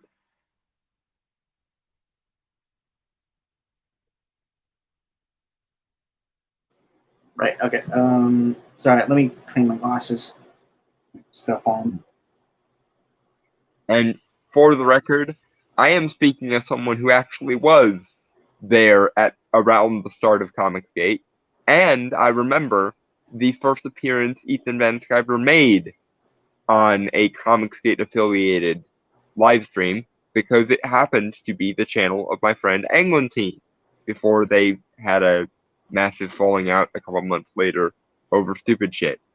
Because What's it in? Like since Comicsgate started. Like Comicsgate started. The moment I think where we all figured out that we were a group, quote unquote, was during Milkshake Gate, but I know that most of the channels involved in the original strain of Comicsgate had been doing what they were doing for a couple months before then. So figure out when Milkshake Gate happened, and then add a couple of months, and you'll have the relative origin of Comicsgate. I would think around 2016, because that's when I know, like. When did Lady Thor come out? I have no idea. At that time, I wasn't really collecting comics. Because I know that, like, Jason Aaron's female Thor was one of the first sort of points of contention a lot of people had. And then, of course, America Chavez, written by Gabby Rivera, was the thing that made Englantine's bread and butter on his channel. It's been a while. I know that. I'd say probably like early 2016, early 2016, late 2015, thereabouts. That sounds about right.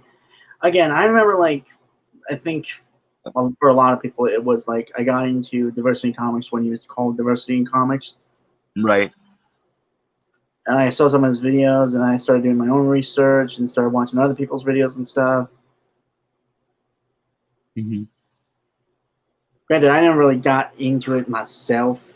Yeah. The first really big rallying cry, if you like, was probably Secret Empire. So oh yeah, Captain Hydra, yeah. Yeah. So take whenever Secret Empire first started, or whenever the Captain America Hail Hydra issue came out, and add about 4 to 6 months, and you're probably somewhere in the general vicinity of when comics started. Either way, it's been a few years. Yeah. All right.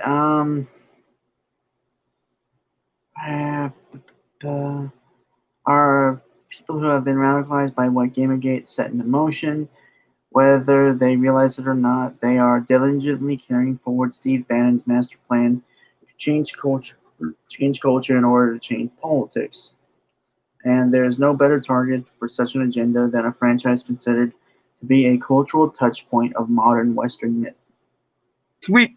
Oh, for fuck's sake. Sweet merciful God. God. The ideologues of social justice are doing exactly what you are describing. And they are actually changing comics and movies and video games.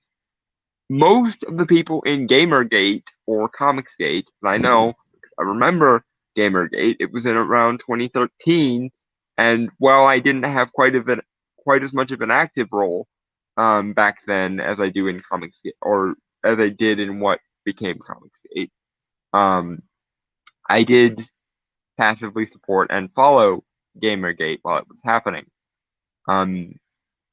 So I can tell you that most of the reasons why Gamergate happened were more about stop the ideological nepotism with feminism in games and focus more on the actual merits of the games, please. Be objective in your reporting and your criticism of games rather than moralistic and ideological, please. And very much in Comicsgate, it was the same thing. Why the fuck is social justice and feminism taking precedence over good storytelling? Why the fuck does no one care about the lore or the character motivations or the character consistency? These were the motivating questions for Gamergate and Comicsgate. And most of the people involved had no idea who Steve Bannon even was. And you failed in the part where you attempted to confabulate a conspiracy theory on his part to demonstrate that there even was such a conspiracy. But as it happens, based on what you're describing, you have it completely ass backwards. Because what happened was a bunch of social justice ideologues came into these groups or these industries, demanded moralistic changes of these industries, and then a grassroots long-time set of fans demanded adherence to things like character consistency, world building, and lore instead of moralistic ideological woo. In other words, your nepotistic pandering to feminism and morality instead of focusing on the quality of the product is getting in the way of the quality of the product. Please fuck off with it. That was the long and the short of it, darling. There was no attempt to change culture apart from changing it back from some people who actually did have an active interest in viewing art as a means to an end. And this is how I know that you are full of shit and you are completely ass backwards.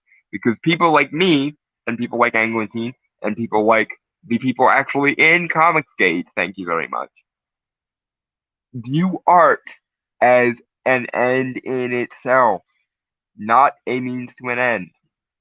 However, I also am well versed enough in philosophy and was a philosophy major around the time that these ideologies were being pushed enough to tell you the people in the social justice wing of things actually do view art as nothing more than a socio-political and cultural means to an end. So don't you think that it's the people who actually do willingly espouse the notion that art is a means to a cultural and political end? Don't you think it's those people who might be reshaping things for the sake of a socio-political and moral end, rather than the people going, no, fuck you, art is worthwhile for its own sake and on its own terms. Please fuck off with this moralistic and cultural bullshit.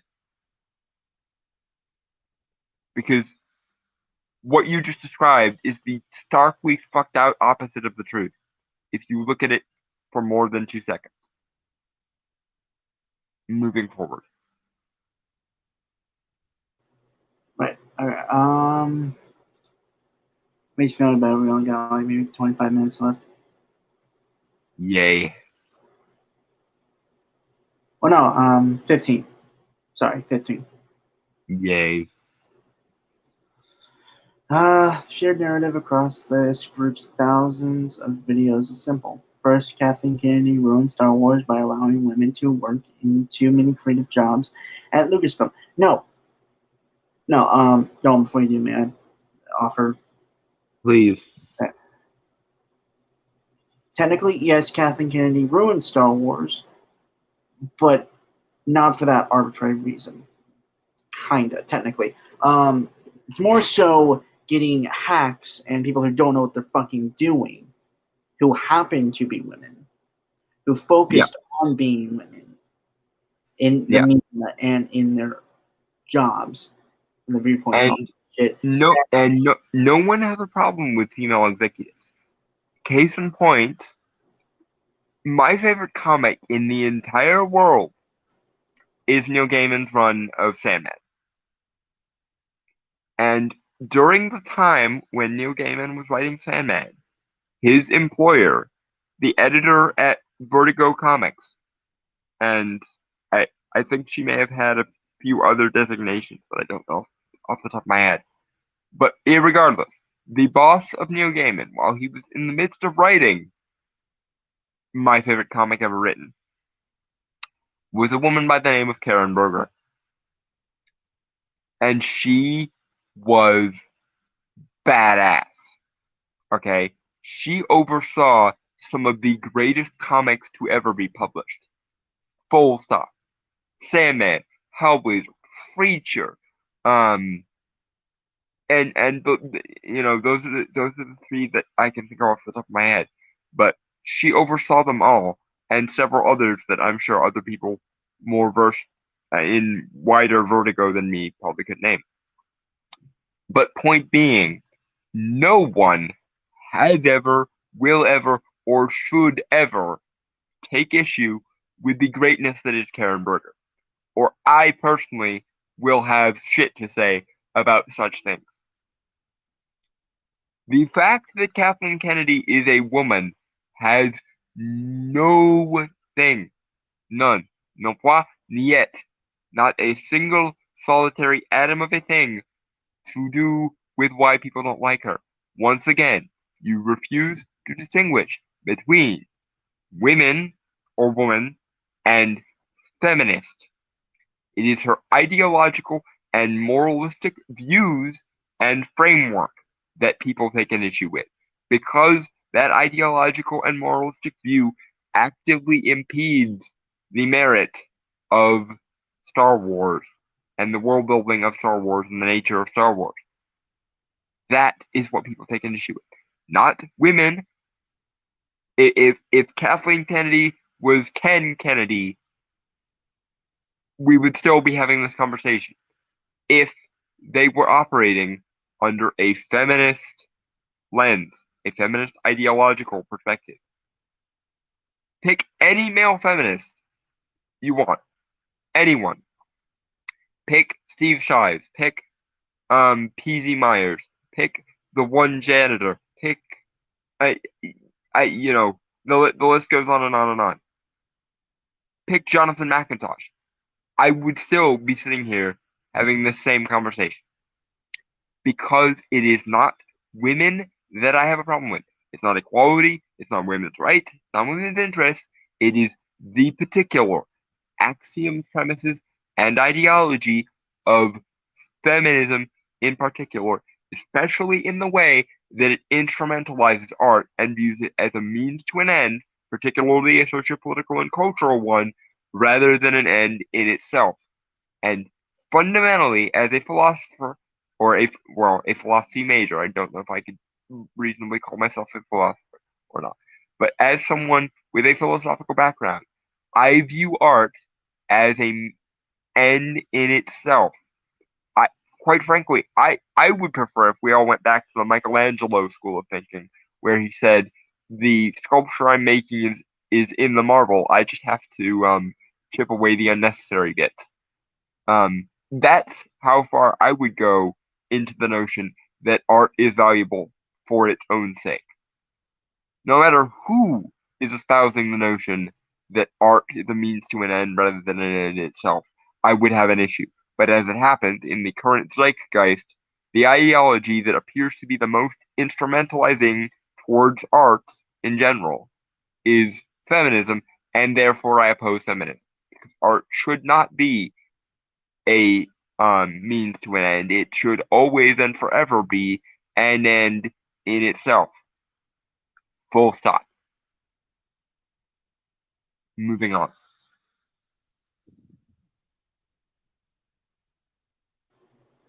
Right. Thank you for interrupting me. Yeah, moving on.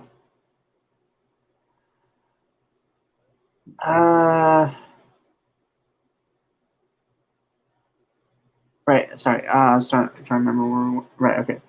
Then Rian Johnson ruined Star Wars by emasculating Luke Skywalker, creating the character of Rose Tico, and letting Rey win a lightsaber fight before going through an extensive training montage.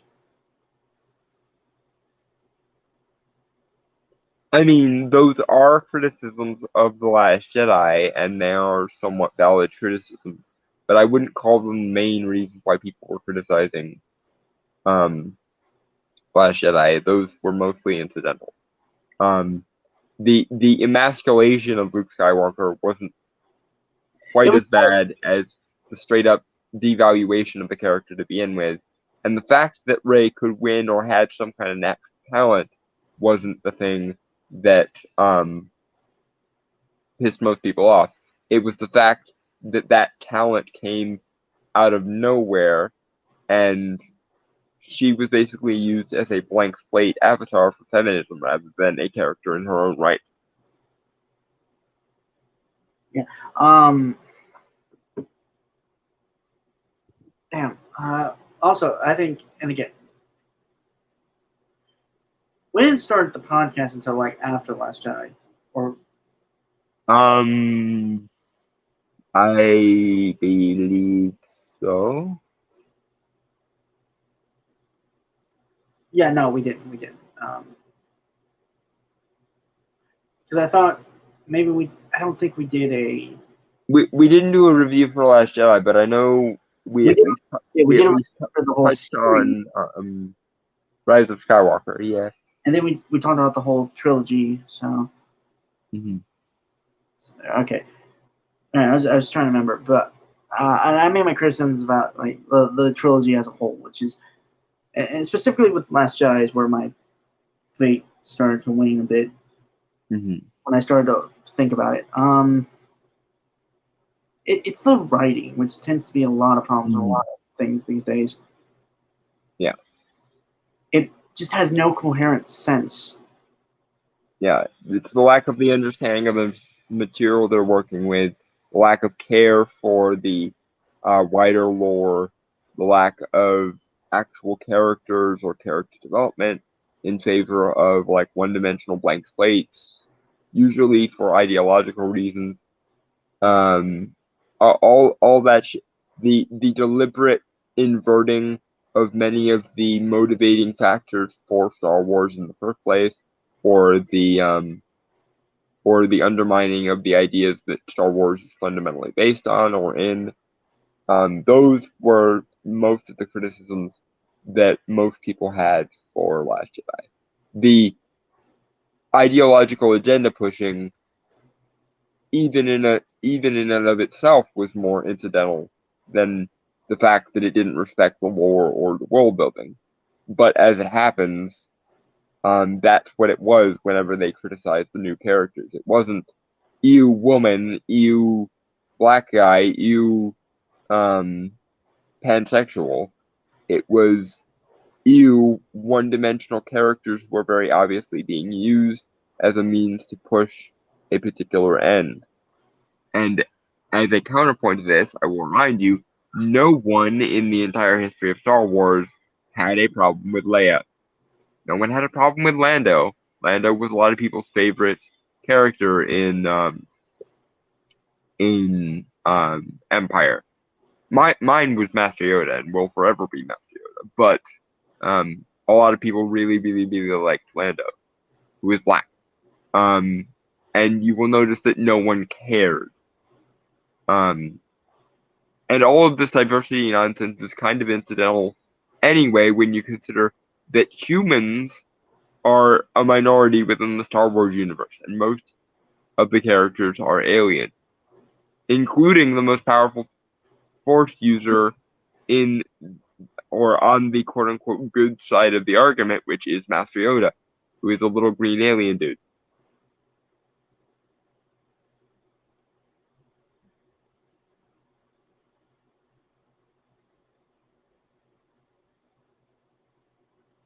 Oh, moving on. Yeah, moving on. Okay.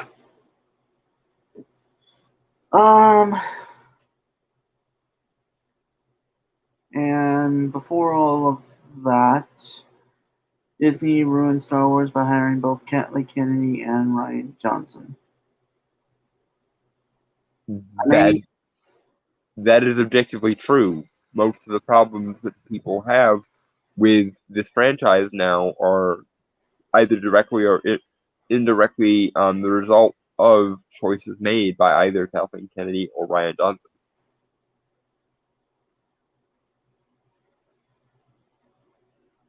Namely, her choice to put morality above the quality of the storytelling and to disavow any of the deeper lore, and his complete philosophical inversion and subversion of the fundamental underpinning of Star Wars to begin with as a franchise.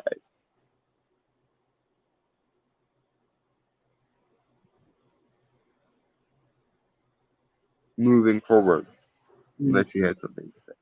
No, I should be good. For anybody not radicalized enough to believe this narrative, these types of videos with outrageous headlines written in all caps and memes do look, well, silly. I mean, the point of a video anyway is to grab views, so.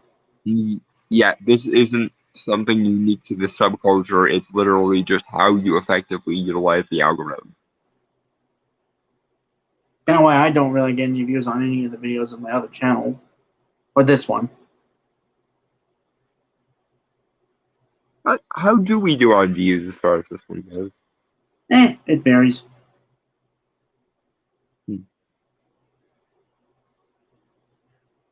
Of course, part of it is that neither of us really makes videos consistently enough, but that's the story. Fair. I think we both just prefer quality over quantity. So. Yep. Anyway, it's simple to look at these people, have a laugh, and walk away. You condescending bastard. Yeah. Your olive branch to the people you disagree with is, I'll just laugh at you, mock you, and invalidate you instead of calling you evil. Does it ever occur to you that you shouldn't even be doing that? That you should actually perhaps listen to the arguments and internalize them, irregardless of their source, because otherwise you're committing a massive ad hominem fallacy. You're invalidating the person making the argument instead of actually countenancing the argument, which is the biggest philosophical no-no probably under the sun. That and not defining your terms, which, oh, by the way, you still haven't done for the most part. Jesus Christ.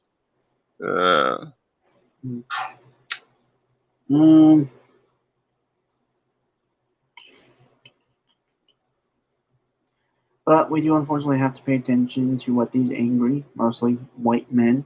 Well, the fact that you have to add mostly white men in front of a web camera, I have to say, because the fact that you have to add mostly is telling.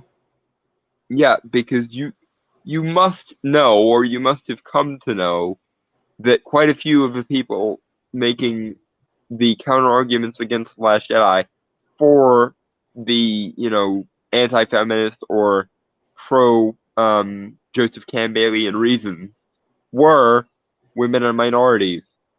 Hi. But you can't countenance the idea that those people disagree with you because you can't just invalidate them by their identity. Or you have to concoct this bullshit about they secretly hate themselves, no matter how self-actualized and efficacious they are, and how much they very much have decent amounts of self-worth. Right. Because I can tell you that if you accused our friend Nerd Wonder of hating herself, she'd probably die laughing at you. Just as an example of a woman who, if you accuse them of internalized misogyny, would laugh so hard in your face it probably would be medically inadvisable to them. Yeah, moving on. Mm-hmm. Well, let me reread that because I stopped in the middle of that sentence to talk about it. Okay. But we do unfortunately have to pay attention to what these angry, mostly white men in front of a web camera have to say because, as this article has pointed out, the systems of power leveraging this kind of anonymity online are organized, ruthless, and tied back to some of the most hateful people in the United States. No, no, no, and no. Yeah, and once again, because you view everything in the lens of power politics, I'm just going to point this out here. You have the luxury and academic prowess to spend 3 years concocting a massive quasi-intellectual dissertation about people you don't like. These people are usually just poor schlubs working a web camera. So, question, what does that possibly say about where the actual power is in civilization, at least on an ideological level?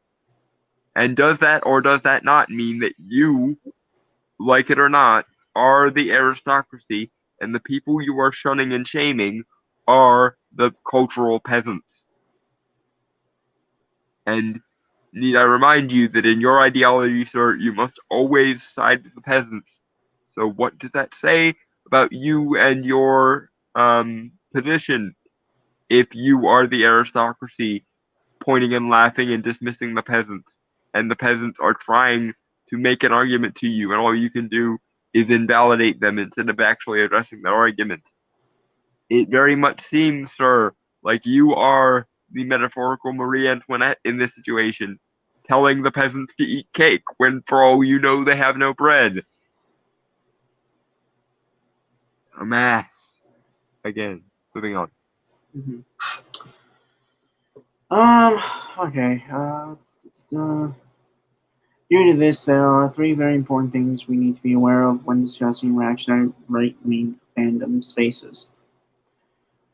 1, after this, we are going to call it for this because, Yeah. Due to this, I read that. Number 1, they are indeed nothing but a replication and continuation of Gamergate. Number 2, they can be highly profitable.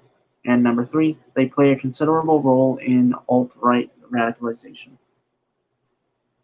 The alt-right is a joke, once a fucking again, and rightly so, because racial collectivism of any kind is fucked.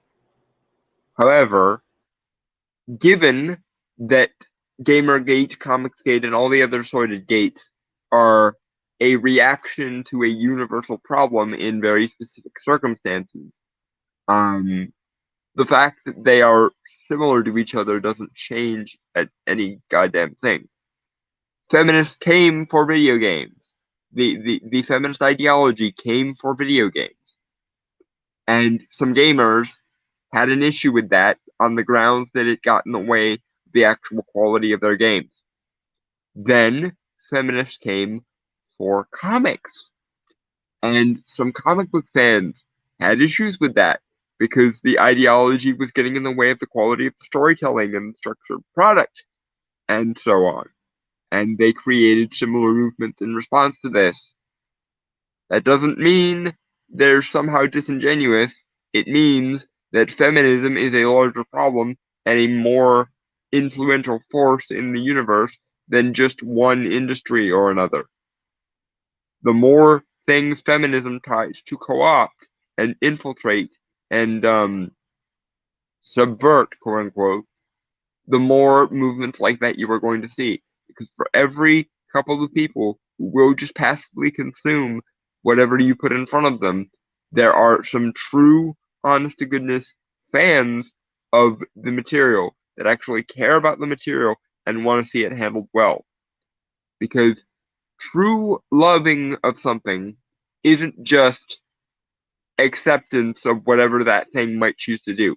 Sometimes, as with an intervention, the most loving thing you can do is prevent a loved one from engaging in self-destructive behavior.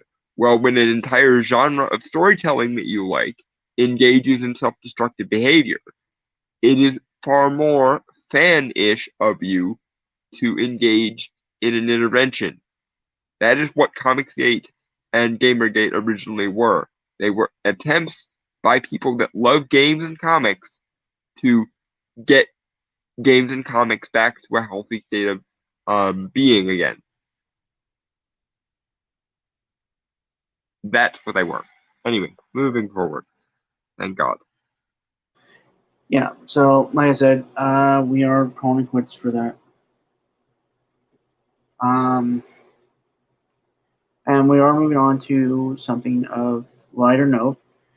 We might not have much to say, but it's following around Suicide Squad. It's a featurette for James Gunn's The Suicide Squad. Guns Blazing, as it's referred. Yeah. Yeah, like its actual last name, you know. Yeah. Well punned. Whoever thought of that. Yeah. Shall we, Banana? We shall, Banana. James Gunn is sick. He has boundless imagination. You're watching the master at work. He is in his element in this genre.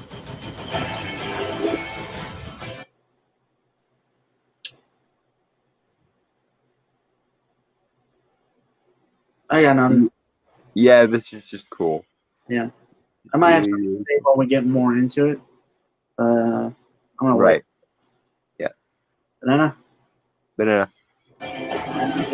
James is such a visionary director. He's such a new take on an established franchise. Let's get it.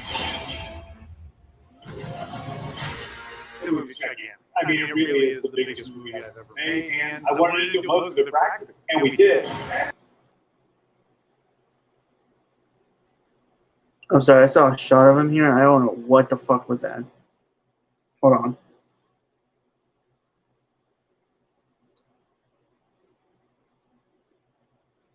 You looks like a fucking grandfather. Like, no offense, James Gunn. What happened to you? Yeah, he aged rather quickly. I guess the stress of getting fired and pilloried in the media really caused some gray hair. I think it might be dyed, but like he also dyed like his beard. Because like in other footage, he had black hair and all. Yeah, or he's been dyeing his hair brown all this time or black, and this is what he looks like when he's not when he's not dyeing it. I will have some. I do have something to say with like what John Cena said with like the established franchise. Suicide Squad wasn't that established, to be honest. That, and it was trying to mimic the style of Guardians of the Galaxy to begin with, so it's not really that new. It's just Actually, it's that's just what they. go ahead. Well, that's what they actually tried to make it with the re-editing of it, but it was a completely different movie. Yeah, but my point is the only difference between this Suicide Squad and that Suicide Squad is this Suicide Squad was successful at doing what it wanted to do. But yeah, how old is James Gunn? Now I'm actually curious. I don't think he's that old, to be fair. Google who? I'm looking.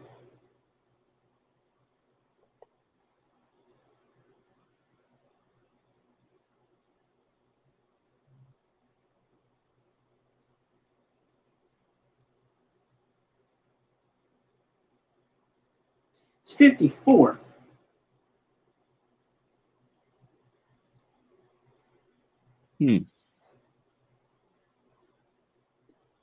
Yeah, he's aged a lot in between now and when he was doing Guardians 2. Jesus. I hope he doesn't have any like health issues that are causing him to age overly quickly or anything. I think it just might be dye.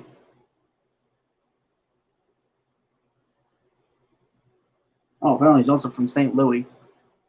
That's actually surprising. Interesting. But yes, James Gunn, please don't die before Guardians 3, please. Yeah, I'm gonna wait for other comments about the movie. It is cool that he mostly wanted to do practical because it's not a worry of mine with James Gunn because even though like most of Guardians was, I think that was just a Marvel thing, is like most of it was CGI.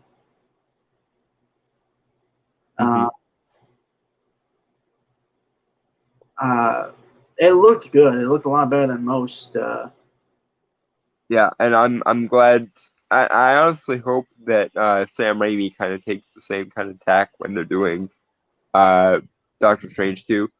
Not that there shouldn't be a fuck ton of weird CGI, which there should be, but in addition to that, it'd be nice to see some practical. Yeah, again, like it's something to notice with. I know you don't really like him, but I grew up on him, so like the Spider-Man Sam Raimi movies worked because they blended practical and CGI as best they could. I'd agree with that. Like the arm puppet effect for Dr. Octopus in Spider-Man 2 was amazing. Yeah. I still remember reading like a magazine article about that. Yeah, so and plus I think it was kind of limited at the time due to like CGI still being a new thing in the industry. Right. Yeah. But even so, a lot of the effects, especially for Spider-Man 2, I think still hold up. Oh yeah, immensely so. I'm not going to deny that. How would I deny that? Spider-Man 2 was the best of the three. It just had the problem of kind of the Dark Knight problem of the most interesting thing about it was the villain and not the hero. Agree, disagree, but whatever. Banana. Stepping into his set's crazy. James is really a genius. He's really good at creating an atmosphere where things come to life. he took the camera and the actors to a place where the audience would be like, "This is really happening." It's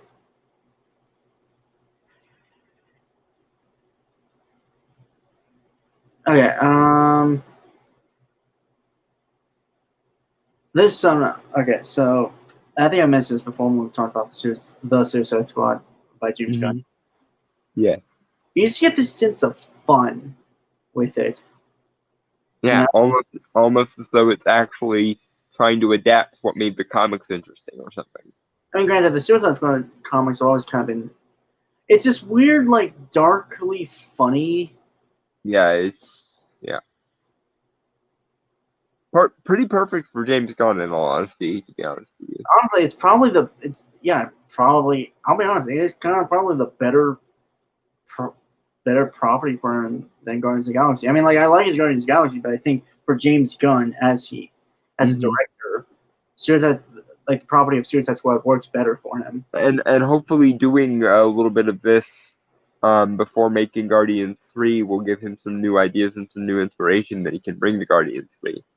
Yeah. I hope. But also there's color. Like, that I know that again, like honestly that should be a part of the shot game, which we haven't done in a long time. Right. I talk about films and stuff, especially like modern day films. It really is a comic book on the fact that its colors aren't super muted. I mean, granted, some comics have done that. I'm not going to deny that. Right, but the essence of comic bookiness required a little bit of hyper like neon colors, and James Gunn knows how to visually do that without making it look corny. So yay. Yeah.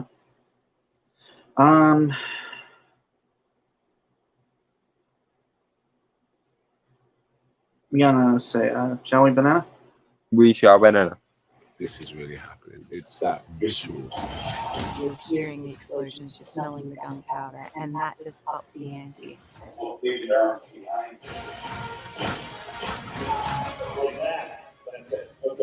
James' specialty is unique characters. Like a bloodbath to start the day. I love Peacemaker. Like, he might be my favorite. Like, he's not the main character or anything, but I really hope he doesn't die. I kind of would be fine with it because, again, it's a Suicide Squad movie. A lot of characters are going to die. And I hope they have the balls to at least make one of them, like, ones where they have a major actor die as well. Right, but at the same time, if Peacemaker works, I want him in more Suicide Squad movies. I mean, to be fair, he is getting his own series on HBO, headed by James Gunn, so he probably won't die. It's balls! That's gonna be amazing. And again, like, it's interesting because, like, the thing that keeps sticking with me with, like, the first thing they shown, like, at the Fandom, like, 2 years ago, or in 2020. Yeah. So last year was when they were describing Peacemaker, because they did a little segment on him in the video, is a douchey Captain America. Like, I don't know why, but that just intrigues me. Yeah, and James and John Cena is kind of the perfect guy to play it. So, yay. Honestly, he probably would have been, and I do agree with you. He would have been a perfect cast for like a Shazam. Yeah, I still think that was a bit missed opportunity. I mean, I'm fine with it because he's playing this now, but like, yeah, it looks more like what a child would imagine a superhero looks like, and it looks more. He looks stronger than Zachary Levi. No offense to Zachary Levi, but he looks kind of like just a very tall, skinny dude. Whereas John Cena looked like he could kick anyone's ass basically whenever he felt like it. Yeah. Plus, John Cena is just always kind of like the good guy. Yeah, he's very charming and very charismatic. He even made the Fred movies tolerable, and that's saying something. Right. But it's cool that they're letting him play like this kind of anti-hero. Mm-hmm. Because again, Peacemaker is an interesting character. Again, with just like the whole like they showed this in a trailer once, is that he values peace above all else, that he's willing to kill for it. So yeah, so if killing a person is the easiest way to get peace, then that person's dead. Yeah. But anyway, Yeah. But also, like they mentioned just before, like before pause, is like John Cena mentioned, is that James Gunn always gets like these really colorful cast of characters. yeah, and thank you, James, for giving me some obscure characters, because had Guardians never come out, I probably wouldn't have nearly as much faith in the MCU as I do. So thanks, James, for bringing the weird finally, and Right. for being successful enough at it that Marvel had to listen. Shall we? Yeah, banana. Banana. And surreal environments.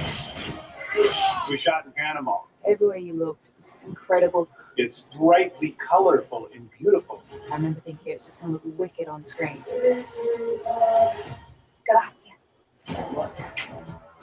This is a man who makes films that blow people's minds when it comes to visuals. I mean, I hope so. I mean, we already have Starro as a kaiju, so I'm good.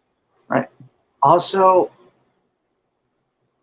they shot it in Panama, which is not a place you usually think.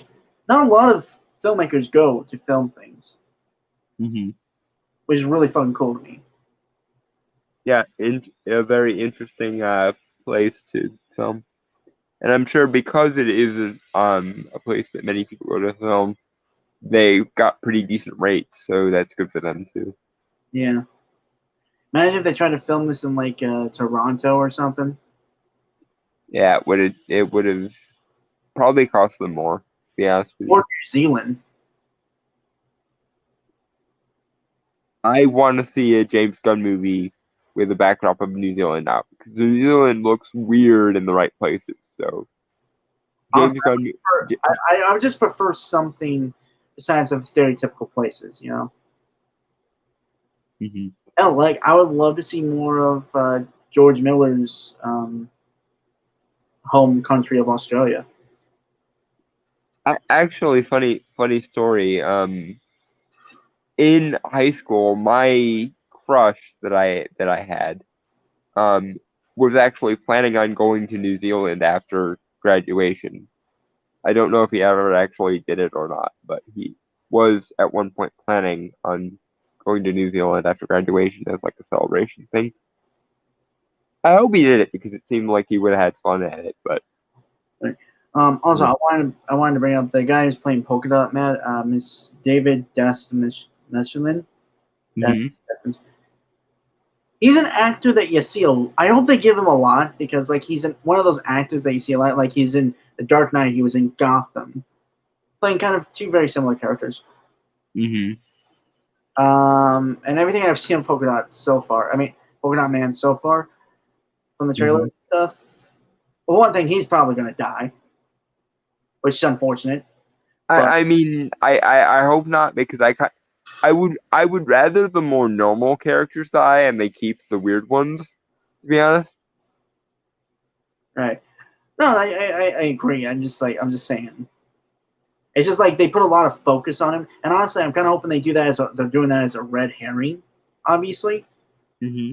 Because like we all knew Slipknot was going to die from the first Suicide Squad movie. Yeah. But the fact that they're showing Polka Dot Man, one, makes me think he's going to die, but that could just be a red herring. And that also means there must be enough footage of him to show, which means he might at least make it to like the second act or so. Well, he has a line in the Rain trailer that says, "I'm a superhero," joyous, like he screams, "I'm a superhero," joyously. So. And incidentally, James, if you do kill off Polka Dot Man, I'm fine with it as long as you give me Crazy Quilt in the sequel. I want Crazy Quilt. They should be brothers. They should. Their like aesthetics and powers and things are very similar, and I like Crazy Quilt. So give me Crazy Crow. Get all just get this update the Silver Age villains that people think are too goofy to exist anymore. Like, okay, what if like the third villain for the Suicide Squad was Calendar Man, and it was the version of Calendar Man that can like conjure, holiday icons to do his bidding. So it's like an army of like Easter bunnies and Santa Clauses and I'd also recommend like combining versions of Calendar Man as well. You know, like yeah. you could start off as like the Calendar Man of like the Long Halloween, kind of that very Hannibal Lecter serial killer one, and then gets powers to do what you just said. Yeah. But yeah. Also, as long as we're backseat quarterbacking the sequel, give me Temple Fugit Clock King because he's awesome. All right. Shall we banana? We shall banana. Banana. Spectacle, but then it's all grounded in character development, sprinkled with humor. He does throw poke outs at people. Superhero movies should be fun and should be bonkers. Ah. That is your hand. Very good. He knows how to do the comedy. Agreed. They should be bonkers. I agree to an extent. Not like I agree that yes, with like the other. I see what you're saying. It depends on the property. Like you shouldn't. But this is the thing. You shouldn't try to find a one size fits all approach to superhero movies. Right. Each individual property like it's its own thing and figure out what's best for that property. Right. What I was saying was, I agree that superhero movies should be fun, obviously. Mm-hmm. And the bonkers thing, what I mean is like treat it like a movie in a sense that be respectful of the property, work your ass off on it, don't half-ass anything, and just try to make a really good movie. I feel like that's a problem that most filmmakers today don't do. Is like they don't try to make it a good story. Yeah, they're just going through the motions. When in actuality, every movie you make should be a chance for you to do something you've never done before, or be a chance for you to leave a mark in a way you've never done before. Yeah. But that being said, as a general rule, I think fun and bonkers would be a pretty decent way to go with superhero movies. So right, but also good for you for understanding that at least. Right, but also keep in mind that there is a point where if you go too much into the bonkers, everything doesn't make sense. Well, again, it's kind of it depends on the property. Right. Again, do what is best for the property you're working with in question, and don't treat every superhero movie like it's the same movie.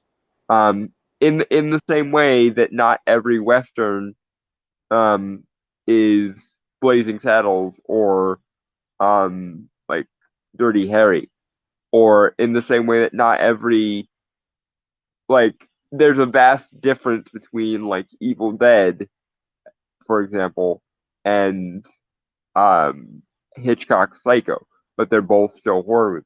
The same thing applies to comic book movies. There is no universal one-size-fits-all approach to comic book movies that work, aside from figuring out what makes the property itself unique and turning that as far up to an 11 as it'll go. That's what you should do. Figure out what makes each property you work on in the comic book genre distinct from the others and turn that up to an 11.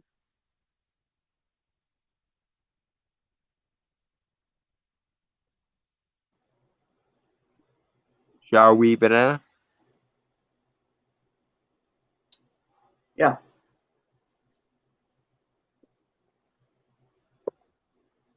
All right, ready? Banana. Banana. comedy things, the ha-has, the actions, the boom booms, and combine those to make a nice, tasty snack of dopeness. I thought you were the crazy one. Oh, yeah.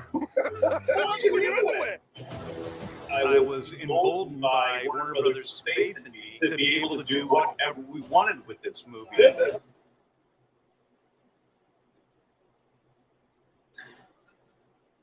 Good on you, Warner Brothers.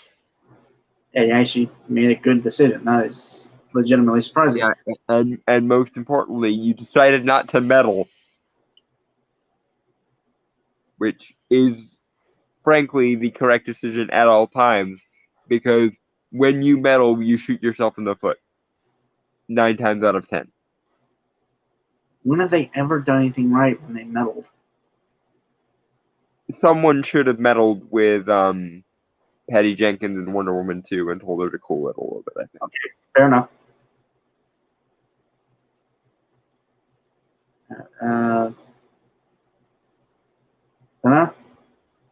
Banana. Right is everything I wanted to be. Yo, is this a dog? I'm gonna go with Afghan Hound. It's a werewolf? It's a werewolf! You look out! Yeah, August 6th.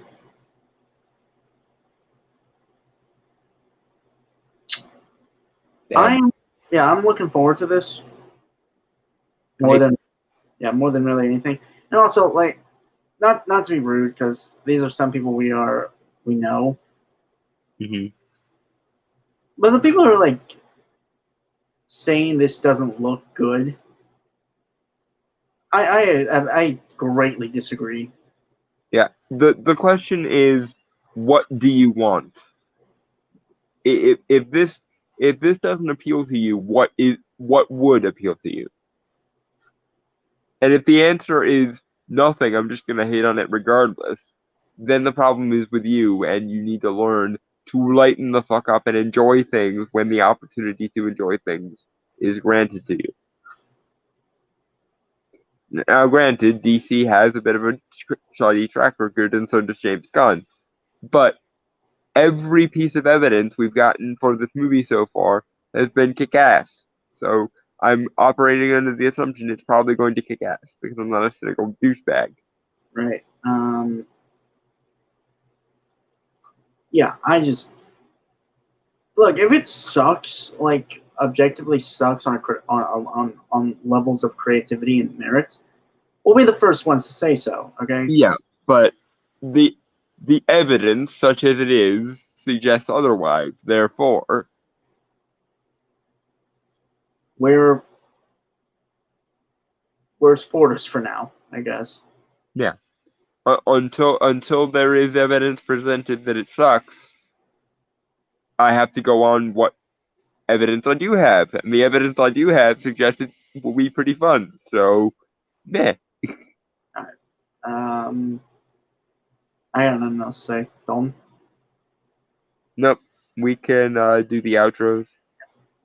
So with that, folks, I want to say goodbye, adios, aloha, avenize, sayonara, peace, cheers, and Take things for what they are, not for what you assume they will be. And